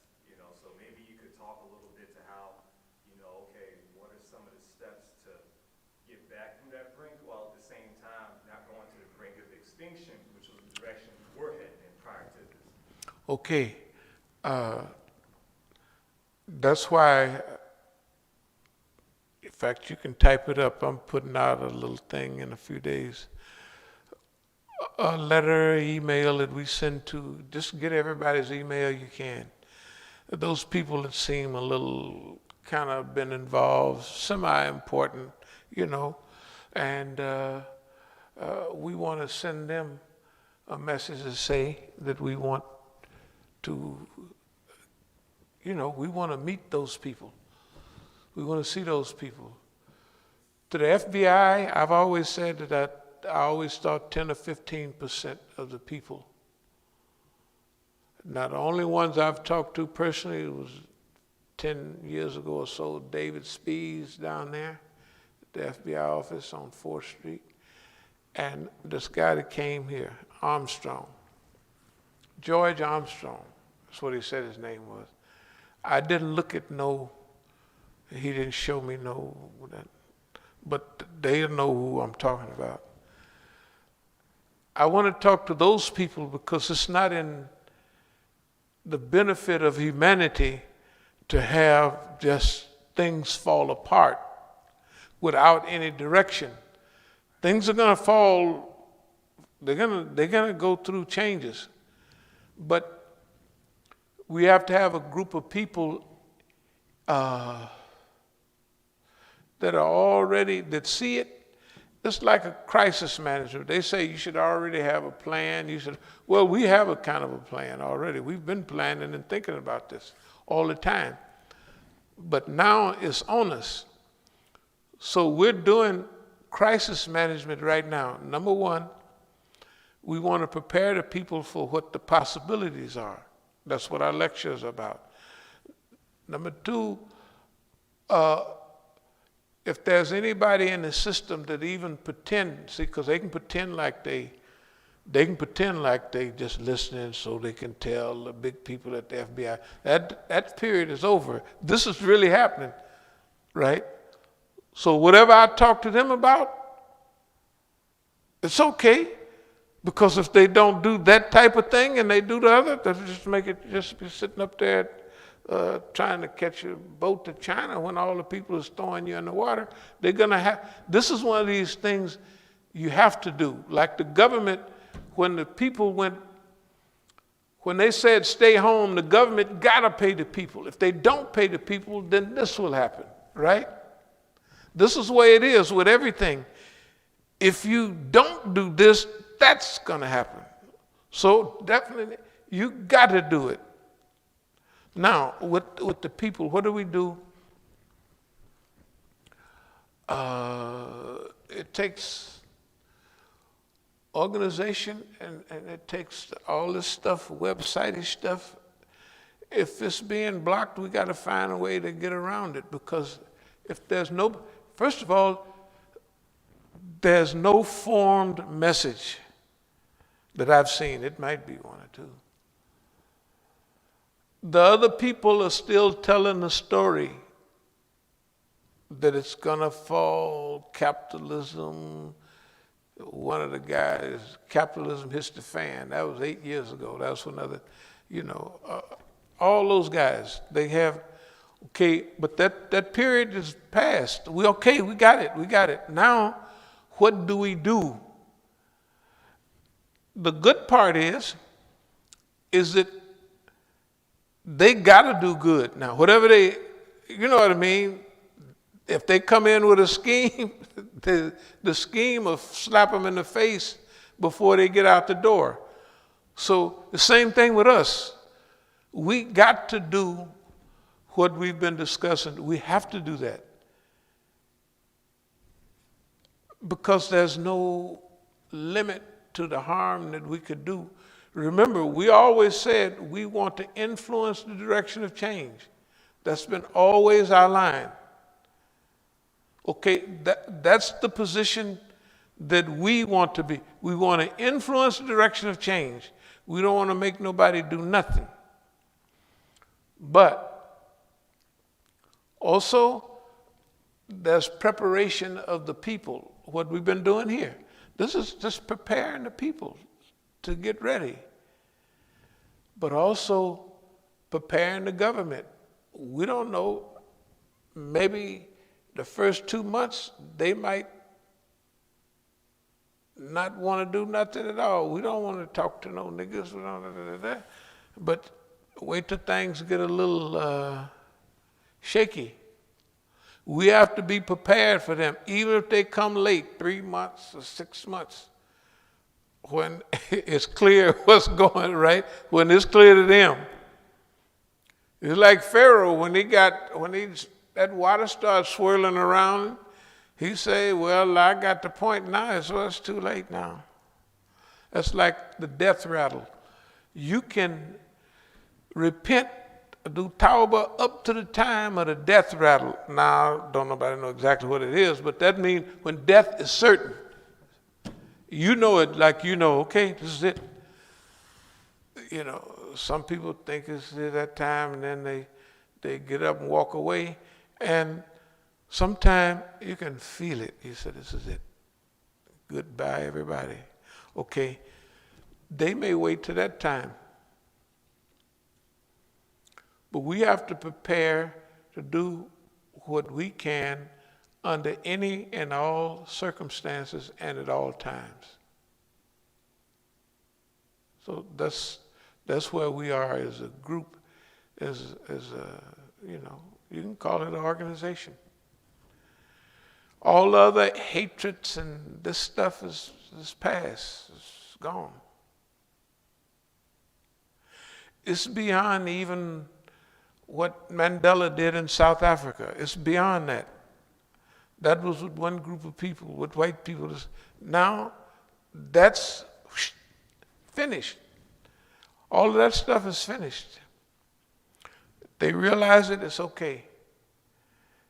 If they don't realize it, well, we just deal with life that we have to, but we're going to do our part.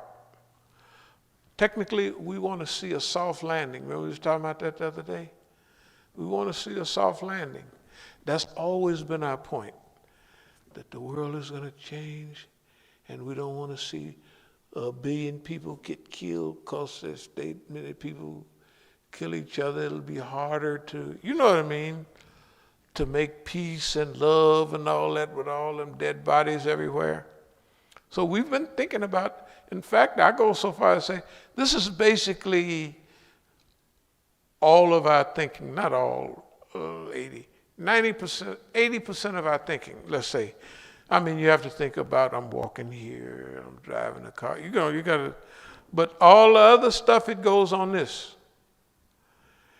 If I watch a movie, all I can see in the movie, you're talking about science and up, all I see is the stuff we're talking about in the movie. Because that's all I'm looking for.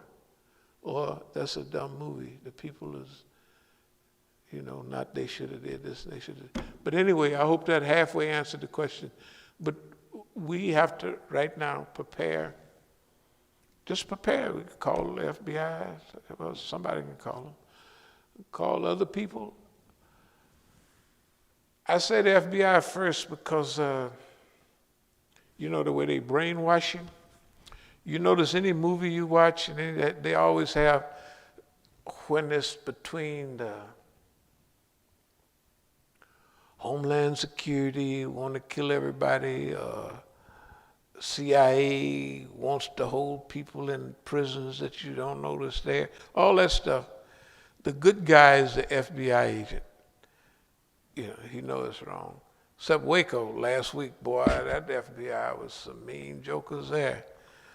They actually showed the FBI how they acted in Waco and what their attitude was. I said, man, this is good. I was watching it at first. I said, I'm going to turn this off in 10 minutes. And it got, after a while, I couldn't turn it off. Shoot, I watched all 6 sessions in one sitting because that's what was happening. Okay, so this is what we think about, dream about, and believe about. I have a feeling that in the long run, it's going to be a good outcome for humanity and the earth. We want the earth to be restored to its balance. And we want the people that's on the earth, the Khalifa, to have restored some temporary balance in their life and have a period where goodness reign till Shaitan get his stuff back together. And he'll be back, don't worry, he ain't going nowhere. But that's what we want. We want a soft landing for America. It don't look like it now.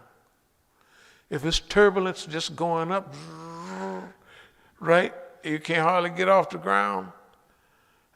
And now the wheels don't come down and the plane, you know what I mean, is going from side to side, right? So, hey, the American plane, go on the internet and see what is the vision of America from outside. They think this thing is, you America the big. You can't produce no mass for your, wait a minute, hold it. You big bad America. You don't have no face guards? You want us to wear a damn bandana, a crip of blood, blue or red. You want us to wear a bandana. Remember they said that. You want us to wear a bandana. They want us to be crips of blood. A red one, a blue one. You know, I'm going to get a mixed color because I'm on both sides. I'm telling you, look at the world. This place is worse than a crack house. And definitely, I'm going to close with this. The president is on crack, or crank, one of them. He's on crack. He's on crack. I don't care what you say. Because even a crazy man wouldn't do what he do. Even an unlearned man would have at some time had to read a label that said, don't drink this. Basically, don't put it inside. It's not for internal use. You can smell it and tell it don't go inside. You say, oh, that don't smell like you should drink that. Don't have a fruity smell, don't have a salty. Hey, man. And he telling everybody to drink it. That's, hey, man, I tell you the truth. This is a trip for me. This is a trip. This stuff happening, I am on a trip. I told you I've been on a trip. This is, white folks got named for it. It's, what do they call this? It's something. But it's a trip. This is a trip. Living during this time, what we said for it all to come true, making dua and they come true in front of your face within months. I mean, that wasn't no time ago. Hey, man, you think it ain't no trip? You try it sometime. You hit the ball out the park every time you come to bat, and then say, do like Babe Ruth did that when he was old, they thought he was finished. He pointed at the field out there, and he actually hit the ball over there. He was probably lucky that time. Anyway, that's happening, man. We got to just reiterate. We want to influence the direction of change. We want a soft landing. We want to be inclusive. Return good, return evil for good. All those things is what we want to do. We've been saying it, and technically we've been doing it. We haven't returned no evil. Niggas busted us up. Right here, I got stuff upside my head. If I wasn't true right now, and I ain't no fraidy cat now, I mean, you just get that right. I got ridges still. Can y'all see them ridges? These are ridges. And it may be something that's stuck up in there too. These are ridges. I know they ridges. I know that much. And I know that when I got them, I could just sit there and say,